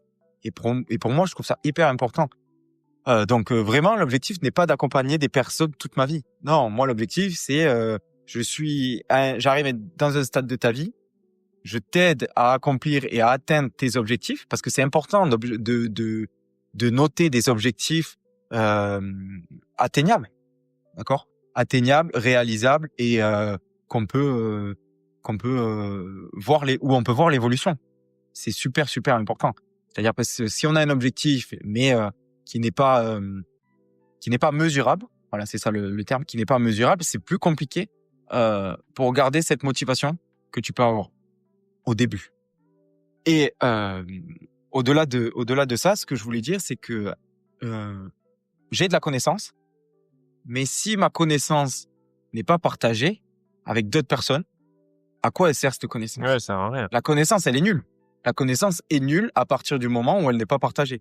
Et moi, j'ai appris des choses. Mon objectif, c'est vraiment de la partager. Et c'est ce que j'aime dans mon métier. C'est ce que j'aime dans ma vie, même au quotidien. C'est de dire, est-ce que tu sais pourquoi tu manges ça? Est-ce que tu sais pourquoi tu fais cet exercice? Est-ce que tu sais quel muscle tu travailles? Enfin, souvent, quand je suis en séance d'activité physique, des fois, ce que j'aime bien, en fait, je le fais assez souvent. Ce que j'aime bien, c'est au niveau des étirements ou de l'échauffement, j'arrive et je leur dis, allez, maintenant, c'est vous les professionnels et moi, je suis le particulier. Qu'est-ce qu'on fait? Par quoi on commence? Et donc là, c'est là que tu arrives quand même aussi à évaluer qu'est-ce qui manque, qu'est-ce qui n'est pas encore acquis chez cette personne-là, qu'est-ce que tu dois un peu plus travailler, etc. Donc aussi, on est aussi sur le côté éducation thérapeutique. Donc vraiment sur l'enseignement et essayer d'apprendre un peu plus de choses à des personnes. Parce que quand tu arrives chez la personne et que tu dis, mais du coup, on va faire... ça fait 5 minutes que tu es chez la personne et elle te dit, du coup, on va s'étirer. Non, pas trop, c'est plutôt de l'échauffement. Mais ok, c'est ok. Mais du coup, tu vois, tu essaies à chaque fois de corriger et d'apprendre aussi, de leur faire apprendre le corps humain. Parce que c'est toujours important, je trouve, d'arriver et de pouvoir dire, j'ai une douleur, par exemple, au niveau du bras, au niveau du biceps, tu vois, au niveau des quadriceps, etc. Et pourquoi on dit quadriceps? Parce qu'il y a 4 muscles, etc. Tu vois, les ischios, le mollet, voilà. Mais c'est hyper intéressant. Et du coup, tout ça pour dire que la connaissance, moi, je veux la partager et c'est ça, c'est l'essentiel. Parce qu'à un moment donné, les gens qui disent, ah non, je garde tout pour moi. Bon, ok, si tu veux, garde tout pour toi, mais tu resteras tout seul. Et puis, écoute, c'est pas un souci. Mais j'ai pas peur. En fait, tu sais, ça fait penser surtout. Il y a des personnes qui peuvent dire, ouais, mais t'as pas peur que du coup, en partageant autant de connaissances, et du coup en donnant autant de tips, etc., ben, les personnes ne t'appellent plus ou ben, du coup on vienne plus te voir et on ne te paye plus entre guillemets pour tes services, etc., puisque tu donnes des choses gratuitement. Je dis mais en fait moi c'est pas. Alors oui, bien évidemment, Oui, il faut que tu en j'ai besoin vives, de bien gagner ma vie, évidemment. etc. Oui, oui. C'est l'objectif, hein, comme tout le monde.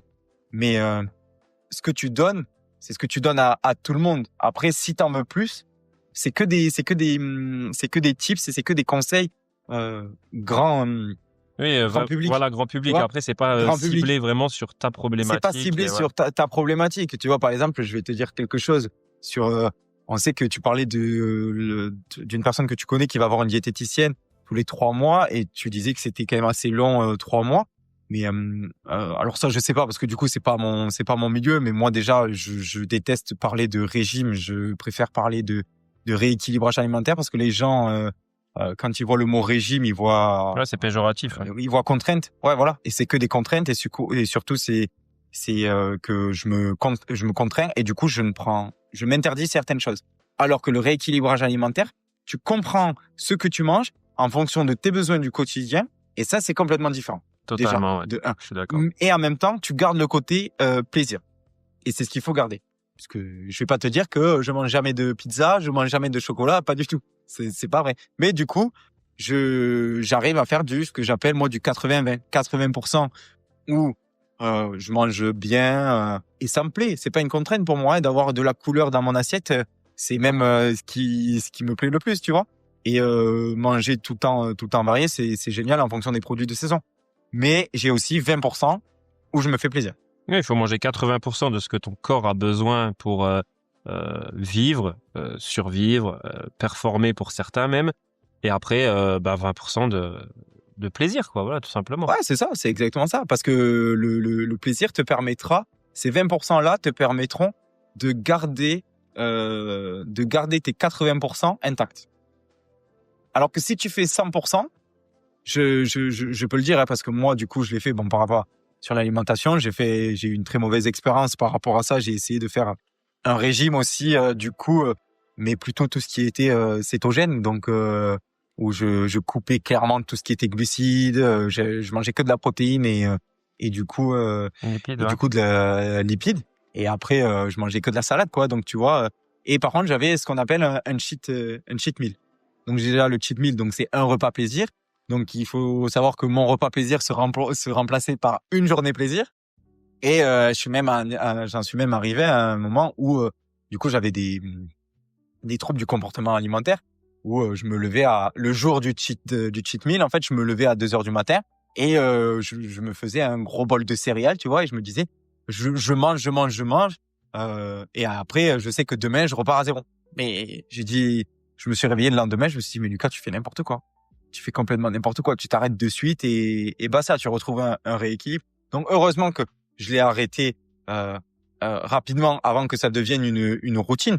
Une routine, puisqu'il faut savoir que la routine, justement, elle se met en place au bout de 90 jours. Donc, au bout de 3 mois, si tu as une routine et que tu veux qu'elle devienne automatique, vraiment, il faut que tu la maintiennes pendant 90 jours et c'est à partir de là. Donc là, c'est par rapport à des études qui sont sorties. Et voilà. Et du coup, là, je me suis dit, tu t'arrêtes de suite et tu remanges normalement en fonction de tes besoins, etc., etc. Ouais, parce que tu avais des connaissances pour te remettre un peu en question, quoi. Exactement. Et puis j'étais entouré aussi. Je pense que l'entourage fait beaucoup. Et ça c'est important. C'est très très important. Il faut pas avoir peur aussi de parler de ces problématiques et de ces problématiques et je pense que les personnes autour de nous. Donc attention, il faut bien les choisir aussi, mais les personnes autour de nous, les plus proches possibles, sont là pour nous aider et normalement sont bienveillantes et sont là pour encore une fois pour nous aider, quoi, et nous accompagner dans un processus de guérison ou dans un processus de guérison ou d'amélioration. Tu travailles aussi sur la récupération des sportifs. Quel rôle joue l'activité physique adaptée dans la récupération active par rapport vraiment au repos passif? Si les deux sont importants. Les deux sont très importants. Après, moi, je pars du principe où si tu as besoin de récupération, on va dire que la récupération active est bien, mais il faut pas non plus trop la pousser parce que si tu ne t'arrêtes jamais, donc je te dis une bêtise, mais tu fais une récupération active et tu te mets sur ton vélo. T'es toujours quand même en activité physique. D'accord? Donc si tu te sens fatigué, tu as vraiment de gros signes de fatigue, tu sens que tu es plus performant sur n'importe quelle activité physique que tu fais, hein. C'est bien de prendre un jour de repos complet. Un jour de repos complet. Alors attention, tu peux prendre un jour de repos complet et aller marcher tranquillement. Un jour de repos complet ne veut pas dire je reste dans mon lit en pyjama et toute la journée, voilà. Donc, je pense que les deux sont très utiles, très intéressants, mais encore une fois, ça dépend de ton objectif, de ce que tu fais au quotidien et surtout des messages que ton corps t'envoie. Et ça, beaucoup de personnes ont du mal à écouter à écouter leur propre corps. Et j'en ai aussi fait les frais, hein. Donc tout ça, ce que tu disais au début, je parle de tout ça par rapport aussi à mon expérience passée. Ouais, faut vraiment peut-être essayer de différencier entre la flemme et voilà. C'est ça. Est-ce que c'est de la flemme ou est-ce que c'est vraiment j'ai besoin de repos, quoi? Ouais, tout à fait. C'est exactement ça. Et du coup, moi, à un certain moment, j'ai commencé à vouloir trop faire de l'activité physique, quelle qu'elle soit. Mais du coup, en fait, j'étais fatigué. J'ai été fatigué et alors au niveau physique, ça allait, j'avais pas de pépins, j'avais pas de soucis. Mais par contre, mentalement, j'étais aigri, j'étais tout le temps en colère, je supportais rien. Et donc là, je me suis dit bon, ça va peut-être pas. T'as besoin d'un moment de repos. Il va falloir que tu relâches un petit peu, que tu arrêtes de réfléchir et que tu poses aussi le cerveau parce que le fait de tout le temps te dire bah je suis en mouvement, je fais telle chose, je fais telle autre chose. Tu coupes jamais. Et des fois, c'est important de réellement couper. Donc pour répondre à ta question, il n'y a pas réellement de préférence entre récupération active et récupération passive. On va dire que ça va être vraiment Complémentaire, quoi. complémentaire, ouais, c'est ça exactement. Et puis c'est surtout, ça va être adapté à la période de ton programme ou de ton quotidien. Et par rapport à tes objectifs. Voilà. Ok. Côté micronutrition, l'alimentation est quand même un pilier de la santé. Comment intègres-tu la micronutrition dans tes recommandations du mouvement adapté? Le lien par rapport entre la vitamine D, le collagène, Ouais. le magnésium, tout ça. Alors déjà, il faut savoir que là, par exemple, tu parles du collagène. Il faut savoir que le collagène, c'est la protéine la plus abondante qui existe dans le corps humain. En plus de ça, il faut savoir qu'à partir de entre 25 et 30 ans, la production de collagène diminue drastiquement. Donc, que tu sois sportif ou absolument pas, ou sédentaire, il serait très important de se complémenter justement en collagène. Donc voilà, ça déjà c'est le premier point. Et deuxième point par rapport à la micronutrition, donc c'est tout ce qui est voilà, vitamines, oméga 3, donc ça c'est tout ce qui est les huiles essentielles dont le corps humain a besoin et dont le système hormonal est complètement dépendant. Parce qu'il faut savoir que voilà, si on n'a pas assez d'huiles essentielles, donc les oméga 3 sont quand même bien présents dans tout ce qui est sardines, maquereaux, enfin voilà, tout ce qui est poisson. C'est après ton système hormonal qui en prend un coup. Et si c'est le système hormonal en prend justement un coup, après ça joue sur ton état physique, sur ton moral et du coup sur ta performance ou sur ton adaptation au niveau de l'activité physique. Et donc tout ça, moi surtout ce que je donne comme conseil, c'est de savoir si réellement les personnes mangent assez de protéines déjà dans le quotidien. Déjà de 1. Si elles sont assez bien hydratées. Donc souvent, je vais chez des personnes qui ne boivent pas assez. Et donc ce que je leur dis, c'est une chose très très simple pour l'hydratation, c'est le matin quand tu te lèves, tu bois un verre d'eau. Avant chaque repas, tu bois un verre d'eau. Déjà, ça fait 3 grands verres d'eau en plus. Donc, il faut savoir que le corps humain est quand même composé au minimum à 70% d'eau. Donc, c'est très, très, très, très important. Et puis, même pour tout le fonctionnement du corps humain, je pense que c'est essentiel. Et à partir de là, en fonction de ce que les personnes me disent par rapport à leur alimentation, ben moi j'essaye de leur donner quelques petits conseils. Attention, je suis pas nutritionniste, j'ai de la connaissance, mais je suis pas nutritionniste. Ce sont que des conseils. Et je reste toujours sur le discours de vous le testez et vous voyez ce que ça donne, s'il y a du changement ou non. Par exemple, il y a aussi quelque chose de très important. On recommande notamment chez les femmes à prendre du fer, parce que chaque mois chez une femme il y a le cycle menstruel et du coup dans le sang il y a énormément de fer. Sauf que on te donne du fer et on te dit ben voilà il faut que tu fasses une cure de 3 mois avec des compléments en fer pour justement remonter le taux. Sauf qu'on ne te dit pas que si tu prends ton fer en même temps que ton café, donc que ta caféine ou ton thé avec de la théine, l'absorption, elle est complètement biaisée. Donc c'est-à-dire que ton absorption, elle est diminuée de 2%. Enfin de 2% pas du tout, elle est diminuée, elle est divisée par 2. Donc si tu ne le sais pas, bah, tu te dis je comprends pas, je prends du fer mais en fait finalement ça me sert je me sens pas bien quoi. Ça a rien changé, exactement. Et donc du coup pour revenir sur les compléments alimentaires, j'essaye de casser ce mythe là sur le fait que ce soit sur de la protéine par exemple aussi. Parce que la protéine on te dit ouais, tu prends de la protéine donc t'es dopé ou c'est super dangereux etc. Et là, je leur dis quelque chose à tous ces gens-là, je leur dis vous savez, j'ai travaillé avec énormément de personnes âgées, énormément d'EHPAD, donc différentes structures et cliniques aussi. Et ce qu'on donne en priorité chez les personnes, ce sont des compléments alimentaires hyper protéinés. Ouais, les espèces de yaourts là qu'on peut. Les yaourts là, Les exactement. petits shakers à boire, ouais. C'est ça, exactement. C'est tout à fait ça. Et du coup, là on me dit ouais, mais c'est différent. Je dis non, c'est pas différent. Pourquoi ça serait différent? Dans votre quotidien, je dis à ces personnes-là, dans votre quotidien, vous ne mangez pas assez de protéines. D'accord? Il y a pas assez de viande, il y a pas.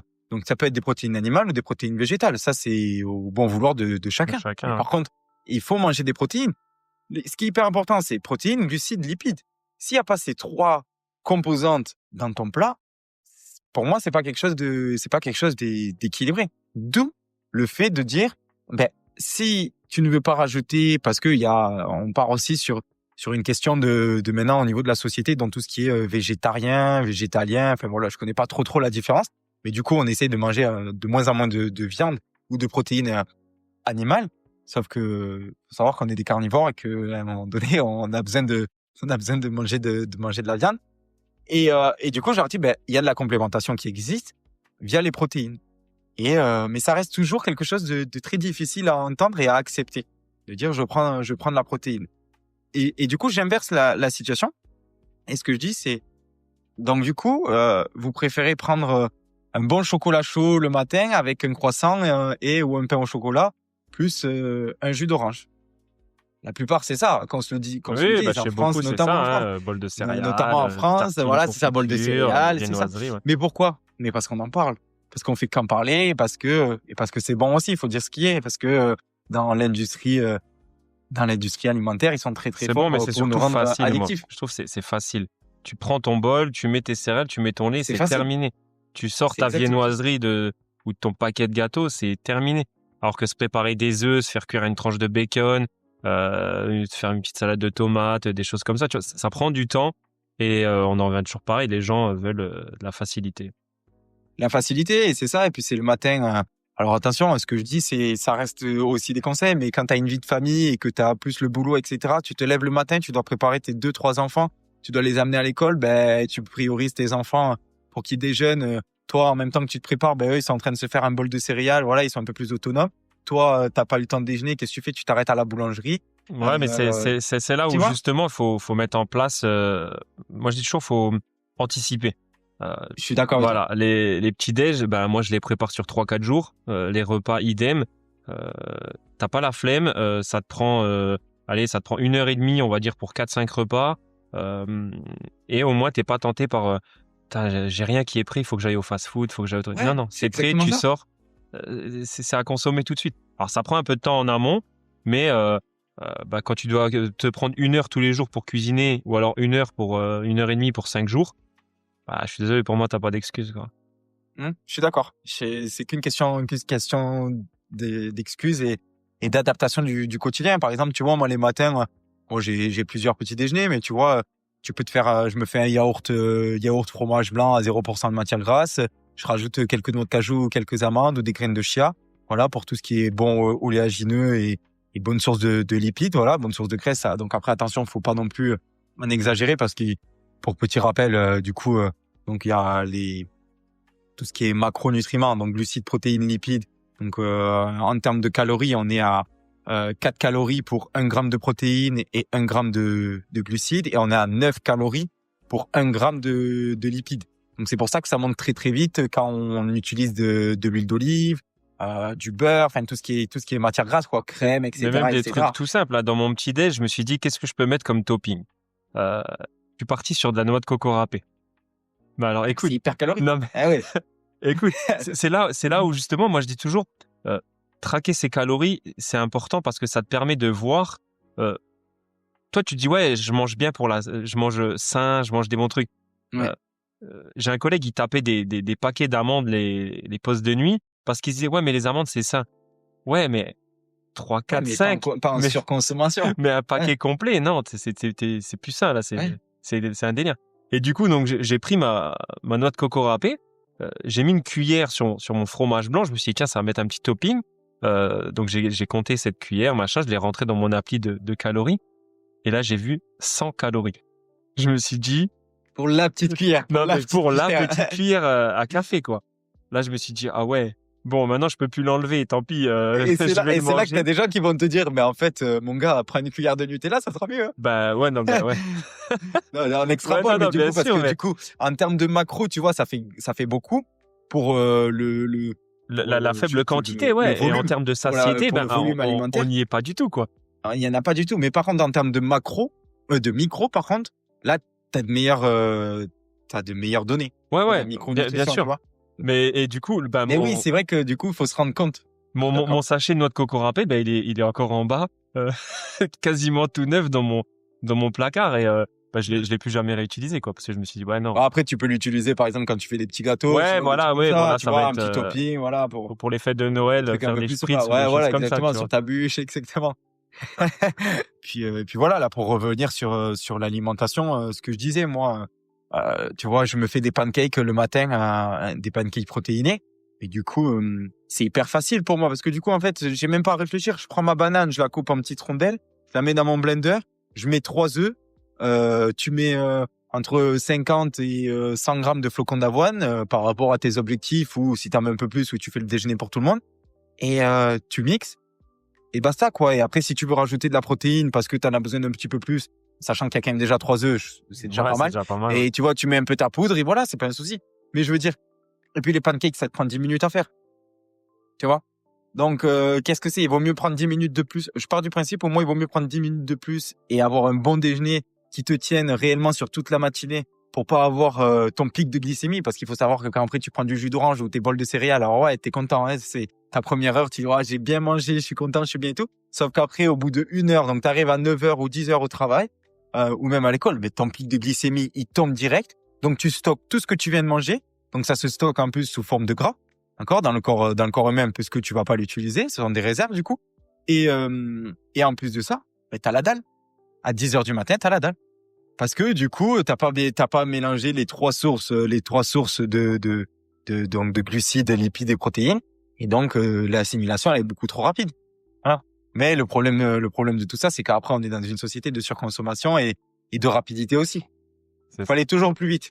Mais ouais, comme on dit, c'est vraiment anticiper. Si t'arrives à préparer en avance, en vrai, c'est un vrai game changer. Y a pas à dire. Ben oui, clairement. Y a pas à dire. Hein. Moi, je vois des gens, ils cuisinent tous les jours. Ouah, flemme. Vraiment, flemme de cuisiner tous les jours. J'adore cuisiner. Hein. Mais ce qu'il y a, c'est que t'as des tentations. C'est ça. Tu te laisses pas le choix en fait. Quand tu cuisines avant, par exemple, tu te laisses pas le choix. C'est ça. Tout est fait. Et puis en plus, bon voilà, moi je pèse et tout. Donc tout est prêt vraiment par rapport à mes besoins. Il y a pas tu laisses rien au hasard, on va dire. Ouais, bien sûr. Et c'est là où moi j'ai pesé pendant un certain temps, mais là maintenant je pèse plus parce que du coup j'ai quand même la connaissance, tu vois, sur le blanc de poulet, enfin sur les trucs basiques, tu vois. Un tips tout bête aussi. Par exemple, mes lentilles, maintenant, je les mange avec, je mange mes lentilles avec le riz mélangé parce que les lentilles, ce sont des protéines Végétal, ouais. semi-complètes et végétales semi-complètes. Mais donc, pour qu'il y ait une meilleure assimilation des protéines semi-complètes, il faut qu'elles soient absorbées, Manger avec des mélangées glucides, surtout, ouais. avec une bonne source de glucides, donc le riz. Alors voilà, tu vois. Mais c'est plein de petits trucs. Mais si tu le sais pas, Oui, si tu tu dis le ouais, mais sais. c'est bon, je mange des lentilles, c'est bon, j'ai la bonne protéine. Ouais, mais sur 100 grammes de protéines, t'en as que 50 qui sont assimilées, voire 30, parce que elles sont pas mélangées avec une autre source du coup pour te permettre d'avoir une meilleure absorption. Sinon, Voilà. mangez des protéines animales et puis vous aurez pas de problème. Voilà. Non, on plaisante. On va se faire des ennemis là. Non, on plaisante. Chacun, Chacun sa source de mange. protéines favori, ouais. Ouais, voilà, c'est exactement ça. Mais l'essentiel, je pense que c'est de trouver réellement l'équilibre et d'essayer de pourquoi pas, sur une journée ou 2-3 jours, essayer de mesurer un petit peu ce qu'on mange pour se rendre compte réellement. Ton exemple avec la coco râpée est parlant, quoi. Ça parle de lui-même, quoi. Donc, Oui, parce qu'il y en a, ils vont non, te je dire, pense que ouais, ça peut être. je maigris pas ou etc. Je comprends pas pourquoi. Et ils vont pas penser à cette cuillère de noix de coco râpée, parce que Ouais, c'est vrai que c'est tout à fait. futile, ça représente que dalle, ça représente une cuillère. Mais le problème qu'il y a, c'est que si tu as l'habitude d'en mettre, par exemple, dans tous tes repas, ça te fait déjà 300 calories. Pas inutile, mais on va dire futile Ouais. au niveau vraiment volume alimentaire, quoi. Ça te présente 30 grammes sur ta journée, alors que 30 grammes, voilà, c'est 3 fraises, tu vois. Donc, Ouais, c'est ça. ça représente que dalle, quoi. Ouais, mais c'est ça, tout à fait ça. Je suis tellement d'accord. J'ai encore tellement de questions, mais on va pas tous les faire. Euh, Si tu devais donner 3 habitudes simples à mettre en place vraiment dès maintenant pour garantir une bonne longévité, ce serait quoi? Moi, c'est marcher tous les jours, Ouais. entretenir la force et le renforcement musculaire. Donc, tu fais ton café, ton thé, ou je sais pas, avant de t'asseoir dans ton canapé, regarder ta série, tu fais 2 minutes de assis debout. Voilà. Et des exercices tout simples. Et après, avoir une bonne récupération. Donc, un bon sommeil. On n'a pas beaucoup parlé du sommeil, mais c'est hyper important le sommeil. Donc, avoir entre 7 et 9 heures maximum de nuit, enfin de sommeil. Parce qu'il faut savoir que si tu dors plus de 9 heures, maintenant les études, il y a beaucoup d'études qui sont sorties et donc des grosses études qui retrouvent plein d'études. Et du coup, pour en faire un résumé, il y a ce qu'il en est ressorti, c'est que si tu dors plus de 9 heures, tu as plus de risques de développer certaines maladies. Exact, ouais, je l'ai lu, ouais. Et donc ça, jusqu'à maintenant, on le savait pas. Mais voilà. Donc le mieux, c'est vraiment de dormir dans un sommeil régulier entre 7 et 9 heures maximum. Voilà. Éviter après éviter les écrans et tout. Mais voilà. Non, les trois principaux tips que je donnerais, c'est vraiment essayer d'être marcher un peu tous les jours, que ce soit donc pour éviter de prendre les escaliers ou de l'ascenseur, se garer peut-être un petit peu plus loin, tu vois, avant d'aller au travail. Faire une petite pause toutes les heures de 5 minutes, aller marcher, tu vois, parce ça aussi, moi, c'est quelque chose qui me rend fou un peu. C'est on t'accorde beaucoup plus facilement une pause cigarette que plutôt une pause pour aller marcher. Ouais, c'est vrai. C'est vrai que dans la C'est tête des vrai. gens, c'est Tu vas voir ton patron, tu lui dis je peux aller prendre une pause clope, il va te dire oui. Tu vas aller voir ton patron, tu lui dis je peux aller prendre une pause code juste pour prendre l'air. Il va te regarder avec les gros yeux, il va te dire non mon gars, t'es au travail, tu bosses. Tu ouais, vois. c'est vrai, c'est fou ça. Et il faut qu'on arrive à changer ces comportements-là aussi, je pense. C'est pas faux. Donc, Est-ce que tu es féru un peu des 10 000 pas par jour Genre pour toi, c'est vraiment une je l'ai vraie aidé. donnée ou c'est vraiment Non, c'est pas. Alors, il faut savoir que le 10 000 pas par jour, ça a été sorti, si je me trompe pas et que je dis pas de bêtises, par rapport à une marque où le podomètre, en fait, il disait qu'il fallait faire 10 000 pas. Mais il n'y a pas d'études réelles qui disent que il faut réellement faire 10 000 pas par jour pour être en bonne santé ou être plus actif. Non. Moi, je suis pas. Je l'ai été un moment, mais franchement, je l'ai été pendant 2 semaines. Après, ça m'a vite saoulé parce que je me dis prendre du temps pour faire les 10 000 pas, ouais, ok, ça peut être intéressant quand t'as du temps. Ouais, c'est vrai. Quand t'as du C'est vrai temps. qu'avec les Mais quand applis, t'as pas de temps, avec les applis qui te payent aujourd'hui pour marcher, c'est vrai que je trouve ouais. ça motive quand même quelques personnes à se bouger tout simplement, quoi. Ouais, tout à fait. Mais moi, j'utilise l'application Reward, justement, qui te permet de, à chaque fois, tous les jours, tu valides après et tu vois les pas que t'as fait. Et du coup, ça te permet de gagner des petits centimes, Ouais, moi j'ai arrêté parce que au tout début, quand l'appli elle était sortie, en vrai, t'arrivais facile à te faire des 20 balles tous les 6 mois, tu vois, en vrai. Hein. Bon après, voilà, si tu marchais aussi, hein, si tu restais tout le temps. Bien sûr, il faut marcher, ouais. Mais aujourd'hui, pour faire 20 balles, il faut 3 ans, tu vois. Vas-y, c'est bon. Ouais, c'est ça. Flemme, tu vois. Bah, c'est plus le fait de dire, bon, tu regardes les pas que t'as fait, voilà, c'est, on va dire, moi, j'ai été un peu plus actif que la veille, et voilà, c'est. Ouais, ça aujourd'hui, bon, ça va, par chance, t'as quand même la montre. C'est une donnée mesurable. Si t'as une montre ou un truc comme ça qui te le dit. Mais c'est vrai que au début, c'était cool de dire, ouais, c'est vrai que tu peux gagner un peu de thunes grâce à ça. C'était un peu ludique, on va dire. Ok, bon, écoute, j'ai fait un peu le tour vraiment des gros trucs. Pour le sommeil, je vais avoir un médecin bientôt, justement, pour faire un podcast sur le sommeil, parce que c'est très intéressant. Puis comme je t'ai dit, moi qui travaille justement les nuits, tout ça. Ouais, c'est vrai que toi, tu dois avoir un cycle circadien quand même complètement déphasé. Moi, je suis déphasé total. Ah ouais, déphasé là. Ah ouais. Là, j'étais au lit ce matin à 7h, je me suis levé à midi, et encore, c'est une bonne nuit de sommeil, on va dire. Ouais, des fois, à 11h, je suis déjà réveillé. Mais du coup, ça serait bien, tu vois, par exemple, on parlait des compléments alimentaires, tu te complémentes un petit peu? Ouais, si, je me complémente. Mais vraiment pour le côté, on va dire, santé, pas spécialement côté performance ou autre, tu vois. Qu'est-ce que tu prends sans indiscrétion? Je prends un multivitamine de la marque NutriPure, pour les citer. Si vous passez par là, que vous voulez faire un partenariat, je prends aussi. Moi, je suis désolé, mais du coup, je suis en partenariat avec une autre marque. Bah, tu me la donneras aussi, je regarderai quand même. Bah, écoute, c'est Nutri&Co, si tu veux. J'aime bien avec un petit code promo. Je regarderai, j'aime bien m'intéresser. Oméga 3 parce que je mange du poisson, mais pas spécialement poisson gras. Donc c'est vrai que j'aime bien pour vraiment le côté parce qu'on a beaucoup d'oméga 9 mais pas assez d'oméga 3, donc vraiment pour équilibrer un peu tout ça. Et après collagène et magnésium. Collagène, je prends le café au collagène de chez la marque Bulk. Je sais pas si tu connais. Donc je connais. Nickel, le petit café pour le matin, ça passe bien. Ils le font même en chocolat chaud maintenant, que j'ai testé, qui est pas mal aussi. Et après je prends la chondroïtine en cachet. Donc voilà, je prends juste ça, pas de trucs. Vraiment, c'est vraiment orienté santé, tu vois. C'est pas orienté performance ou. Ouais, c'est focus sur le bien-être général. Ouais, voilà, exactement. Voilà, ouais, bien sûr. Exactement. Bien sûr. Et le multivitamine, tu vois, je l'ai pris chez NutriPure parce que c'est bon, déjà c'est une marque qui est française, donc c'est cool, je trouve. Et puis de deux, ça a vraiment été dosé un peu au mieux, quoi, on va dire. Des fois, tu prends des trucs, t'as de la vitamine C, genre à 3000% de tes besoins. Enfin, je trouve ça genre, enfin voilà, t'as pas besoin de 3000. Ouais, c'est aberrant. T'as pas besoin de 3000% de vitamine C, tu vois. Et surtout qu'à mon avis, ton corps, il l'assimile même pas. Tu dois le pisser ou autre, tu vois, pour l'éliminer. Donc, enfin bon. Ok, écoute, intéressant. On a fait le tour des questions. J'ai juste les petites questions de fin que je pose toujours, que je t'ai pas envoyé en amont. Juste pour voir un petit peu ce que tu vas répondre. Ouais, bien sûr. Selon toi, quel est le meilleur exercice polyarticulaire? Le squat. Squat. Ouais, le squat pour moi. Donc le assis debout, donc flexion et extension de jambes. Parce que ça te permet vraiment de garder, de travailler les cuisses. Les cuisses et les fessiers, c'est quand même les muscles les plus gros du corps humain. Hein. Et en même temps, polyarticulaire, c'est un exercice vraiment polyarticulaire parce que tu travailles aussi le gainage, tout à pousser, la coordination, contraction musculaire, respiration. Enfin, pour moi, c'est un des meilleurs exercices qui puisse exister. Si tu ne devais garder qu'un seul complément alimentaire.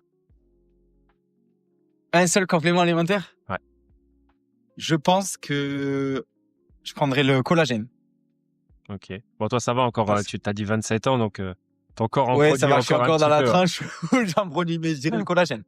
Ouais, je dirais réellement le collagène parce que je trouve qu'après, si on a une très très bonne alimentation, on peut potentiellement avoir les doses recommandées plus ou moins, les doses recommandées dans l'alimentation de tout ce qui est pour le reste, micronutrition. Ouais, pour le reste. Tu vois, par exemple, on parlait d'oméga 3 par rapport au poisson gras, faire un peu plus d'équilibre, Tu vois, pour les sportifs qui cherchent à développer de la masse musculaire, si on parle de la créatine, on sait qu'elle est présente dans la viande rouge. Donc, si tu manges une bonne dose de viande rouge sans exagération, mais par rapport à tes besoins au quotidien, je pense que tu peux quand même l'avoir. Voilà. Donc attention dans un aspect de bien-être général, Ouais, bien pas sûr. dans un aspect Ouais, compétitif. performance, ouais, Voilà. ouais. Les performances. Ouais, Oui, c'est vrai que le collagène, t'auras du mal à le retrouver dans ton alimentation, contrairement t'auras du mal. Ouais, aux ouais. autres micro et macronutriments. C'est ça, exactement. Donc c'est celui que je prioriserai. Ok. Dans ta période où tu faisais 100%, comme tu disais tout à l'heure, quel était ton meilleur cheat meal? Mon meilleur cheat meal. C'était, je me faisais un bon gros burger maison avec un bon steak de chez le boucher. Enfin voilà, c'était pas un truc hyper sale, enfin si ça reste gras. J'abuse quand je dis ça, mais je me faisais plaisir. J'allais chercher vraiment un bon steak chez le boucher, un bon pain burger, ce qu'on appelle les buns, Ouais. un peu brioché, et je me mettais une bonne sauce pour un burger avec des oignons. Enfin vraiment, je me régalais quoi. Quand tu mordais dans le burger, tu sentais que c'était pas le burger de McDo et il y avait quand même pas mal de choses dedans avec des bonnes frites. Ouais, je me faisais des frites de patates douces parce que j'aime bien le côté sucré-salé que la patate douce amène. Et voilà. Et après, là, on est plutôt sur le côté salé.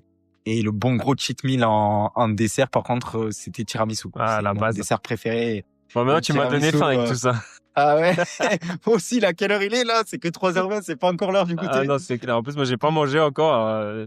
Je vais voir ce que je vais me faire avec tout ça. Ah non, mais là, si je me fais un bon gros burger avec un bon gros tiramisu, je pense qu'à l'Aerox, ce samedi, je roule. Hein. Ça va être À Madrid. compliqué, ouais. Si tu devais donner un seul conseil bien-être qui va au-delà du sport, ce serait quoi? Un seul. Donc, sans compter le sport? Au-delà du sport. Donc, il va vraiment au-delà du sport, même ça fait partie sportif, mais vraiment un seul conseil bien-être, vraiment général. Tu vois, j'ai eu aimez-vous. Tu vois, ça c'était le tout premier avec Sylvain. Vraiment Ouais. de s'aimer soi-même, de penser à soi. J'ai eu de pratiquer aussi la respiration. Tout ça, c'était vachement important. Le Ouais. sommeil. Bah moi je partirais sur la phrase que je dis quand même assez régulièrement, le mouvement c'est la vie. Donc rester en mouvement le plus possible et le plus longtemps possible. Ouais, c'est ce que je dirais. Ça me ramène du coup à la question d'après. Est-ce que tu as une citation, une phrase motivante qui t'inspire? Ouais, moi il y a une phrase motivante qui m'inspire, c'est le seul mauvais entraînement que tu fais, c'est celui que tu ne fais pas. Exact. Ok. Ouais, j'ai déjà entendu, elle est pas mal. Et donc pour moi elle a vraiment du sens. Et donc t'as pas besoin de faire un entraînement des marines ou un gros WOD de CrossFit ou aller te taper un marathon. Juste fais ton entraînement, fais ton mouvement. Il dure 15 minutes, mais au moins tu l'auras fait. Ouais, tant que tu bouges, c'est le principal, quoi. C'est ça. Donc en fait, c'est vraiment les deux phrases sont vraiment liées quoi. Toujours le mouvement c'est la vie et rester en mouvement le plus longtemps possible et faire ton entraînement. Que donnerais-tu comme conseil au toi d'il y a 10 ans? Au mois d'il y a 10 ans, crois en toi, crois au destin et surtout fais ce que tu as envie de faire parce que la vie elle est trop courte et que tu ne sais pas ce qui peut arriver le lendemain. Vraiment. Et du coup, je finirai vraiment sur le fait de vivre ta vie. Ouais, vivre sa vie, je pense que c'est le plus important et d'arrêter d'écouter les bruits tout autour de nous et qu'à un moment donné, quoi que tu fasses, tu seras critiqué. Quoi que tu fasses, on aura quelque chose à dire sur toi. Je vais prendre un exemple d'une histoire, d'une histoire que j'aime bien raconter. C'est par exemple un mari qui est avec son cheval et et sa femme. D'accord? Donc il monte lui sur le cheval et il laisse sa femme marcher au sol. Il se fera critiquer par d'autres personnes en disant ouais, regarde-le, ce macho là, lui il monte sur le cheval et en plus de ça, il laisse sa femme au sol marcher. Il fait l'inverse. Donc sa femme monte sur le cheval et lui il reste au sol et donc il tient le cheval et il marche à côté du cheval. Et là on va lui dire ouais, regarde-le, lui en gros il se fait marcher dessus par sa femme, c'est elle qui porte la culotte. D'accord? Il monte lui sur le cheval, tout seul, sans sa femme, on va lui dire ouais, il a pas honte, il monte sur le cheval, en gros, il a pas de, comment dire, il respecte pas les animaux, voilà. Enfin, je pense que t'as compris Ouais, il y aura le toujours message. quelqu'un pour Il y aura critiquer toujours ce que quelqu'un tu fais. pour critiquer ou pour parler de ce que tu es réellement en train de faire. Donc, en fait, moi, je pars du principe où, en fait, laisse parler les gens et laisse-les parler et critiquer ce que tu es en train de faire, en fait. Ouais, fais ce qui te plaît. C'est exactement ce que Fais ce j'ai qui te donné plaît comme et laisse-les conseil parler. à des amis parce qu'ils sont en train de préparer leur mariage. Et j'ai dit, mais faites ce qui vous fait kiffer, faites ce que vous avez envie. Ben ouais, C'est c'est votre ça. moment, c'est votre truc. Dans tous les cas, il y a des gens qui vont critiquer, même des fois des gens au plus proches de vous, malheureusement. Mais Tes proches, ouais, c'est ça. dans tous les cas, il y aura des gens qui vont critiquer le repas, l'ambiance, le lieu, le machin. Je vous en ai rien à foutre. Faites un truc qui vous fait kiffer à vous, que dans 10, 15, 20 ans, vous vous dites, c'était bien, on a kiffé ça, on a Et kiffé ouais. ça. Tu te souviendras même plus que tonton Bernard, il a dit, ouais, j'ai mangé ça m'a C'est pas ça. plu, machin. Mais ce que tu te souviendras, c'est que voilà, le lieu t'a plu, ton repas t'a plu, l'ambiance, etc. Donc, fais vraiment ce qui te fait kiffer et voilà, comme tu dis, peu importe ce que les gens en diront, quoi. Exactement ça. Où te vois-tu dans 10 ans? Dans 10 ans, je me vois avec ma propre salle sport santé, avec pas mal de partenariats, que ce soit pour les enfants ou pour les personnes âgées, ou même pour les entreprises, justement pour les salariés, pour lutter contre tout ce qui est TMS, donc troubles musculo-squelettiques, et limiter les accidents de travail, en fait, et donc pour avoir une meilleure longévité même au travail. Et donc, je me vois, gérant de ma salle de vraiment accès sport santé, et avec pourquoi pas potentiellement le fait d'être intervenant dans différents STAPS en France, sur lequel pourrait aider beaucoup d'étudiants sur la problématique qui existe réellement en STAPS et sur le secteur APA, donc activité physique adaptée, qui est est-ce que je vais faire le master ou pas? Est-ce que réellement ça va m'apporter quelque chose? Et surtout, est-ce que je peux créer facilement mon auto-entreprise en étant enseignant en activité physique adaptée? Donc là, c'est réellement dans les 10 ans, ouais, c'est réellement dans lesquels je me vois. Ok. Est-ce que Si ça arrive avant, j'espère que ça arrivera avant. Ah bah je te le souhaite, Donc, hein. Écoute. S'il y a des directeurs de STAPS qui m'entendent, C'est le podcast où on cherche des partenariats à fond. ouais, c'est ça. Est-ce que tu as un projet perso ou pro en cours? Non. Le projet perso là que j'ai en cours, c'est le développement, ce que je te disais auparavant, du projet activité physique et cours de danse avec les personnes âgées. Et ouais, moi le projet suit là ce que je viens de te dire par rapport aux 10 prochaines années. Essayer de trouver un bon petit local sur lequel je pourrais vraiment faire ma propre salle sport santé qui sera ouvert à énormément de public, quel qu'il soit, dans lequel je pourrais avoir énormément de stagiaires aussi. Ça, j'aimerais bien développer le fait d'être un local et une entreprise vraiment affiliée avec différents STAPS de France pour recevoir pas mal de stagiaires et montrer un nouvel aspect de l'activité physique adaptée qui, pour moi, me semble important. Ouais, puis ça te permettrait de découvrir vraiment le métier Exactement. avant de se lancer, quoi. Tout à fait. Et puis du coup, bah t'as l'Aerox aussi, donc là qui est dans 2 jours. C'est ça. Et là, dans 2 jours, j'ai l'Aerox. Donc voilà, c'est ça. T'as tout compris. Je pars demain pour Madrid. Et écoute, on verra bien. Hein, Bah écoute, on suivra le temps que tu as fait. allez, ok. Ça met un peu la pression, mais c'est ok. Et dernière question, est-ce que tu as une recommandation de personne pour un futur podcast? Bah alors moi, ce que je te dirais, oui, j'en ai une, mais du coup, moi j'en ai une. Celui que j'aime beaucoup, c'est Major Mouvement. Je sais pas si tu Ouais, je vois. qui c'est. Ouais. Moi, j'aimerais bien encore entendre et que tu lui poses pas mal de questions parce que j'ai bien aimé aussi toutes les questions que tu poses, et c'est bien aussi d'avoir du coup ce genre d'échange, et c'est quand même assez agréable de le faire avec toi. Ou alors si je peux t'en donner une deuxième, du coup, Bien sûr. monsieur Alain Gustave. Ça serait vachement intéressant. Bah écoute, Alain, comme on a dit tout à l'heure, si tu passes par là, on veut savoir ton secret pour réussir à faire toutes ces belles choses à ton âge. Et puis écoute, Major Mouvement, si toi t'as un contact avec lui, je suis preneur. Et puis sinon, j'essaierai de le contacter. Ouais, ça peut être cool, effectivement. Sinon, après, tu veux que je t'en donne une autre? Vas-y, je prends.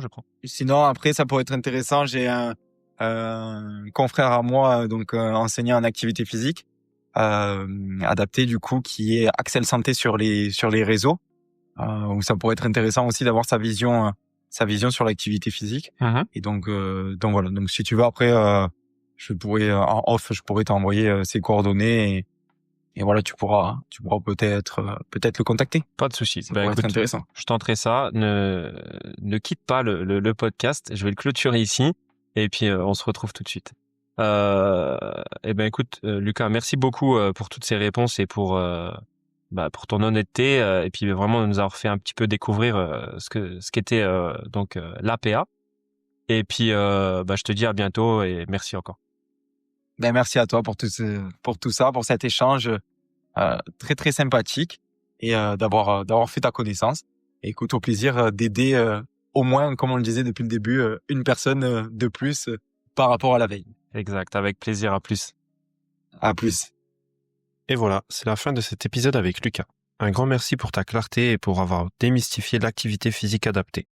On retient que le mouvement est un médicament universel, mais qu'il doit être adapté à votre corps et à votre histoire. L'important n'est pas l'intensité, mais la cohérence et le fait de rester en mouvement. J'espère que vous repartez avec quelques clés concrètes, notamment pour la prévention de l'autonomie et une envie de voir le mouvement non pas comme une contrainte, mais comme un investissement vital. Si cet épisode vous a plu, pensez à le partager autour de vous. C'est un sujet qui peut vraiment aider un parent, un ami ou quelqu'un qui pense que son corps ne peut plus bouger.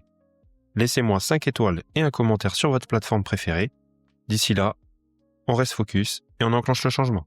À plus, bye bye.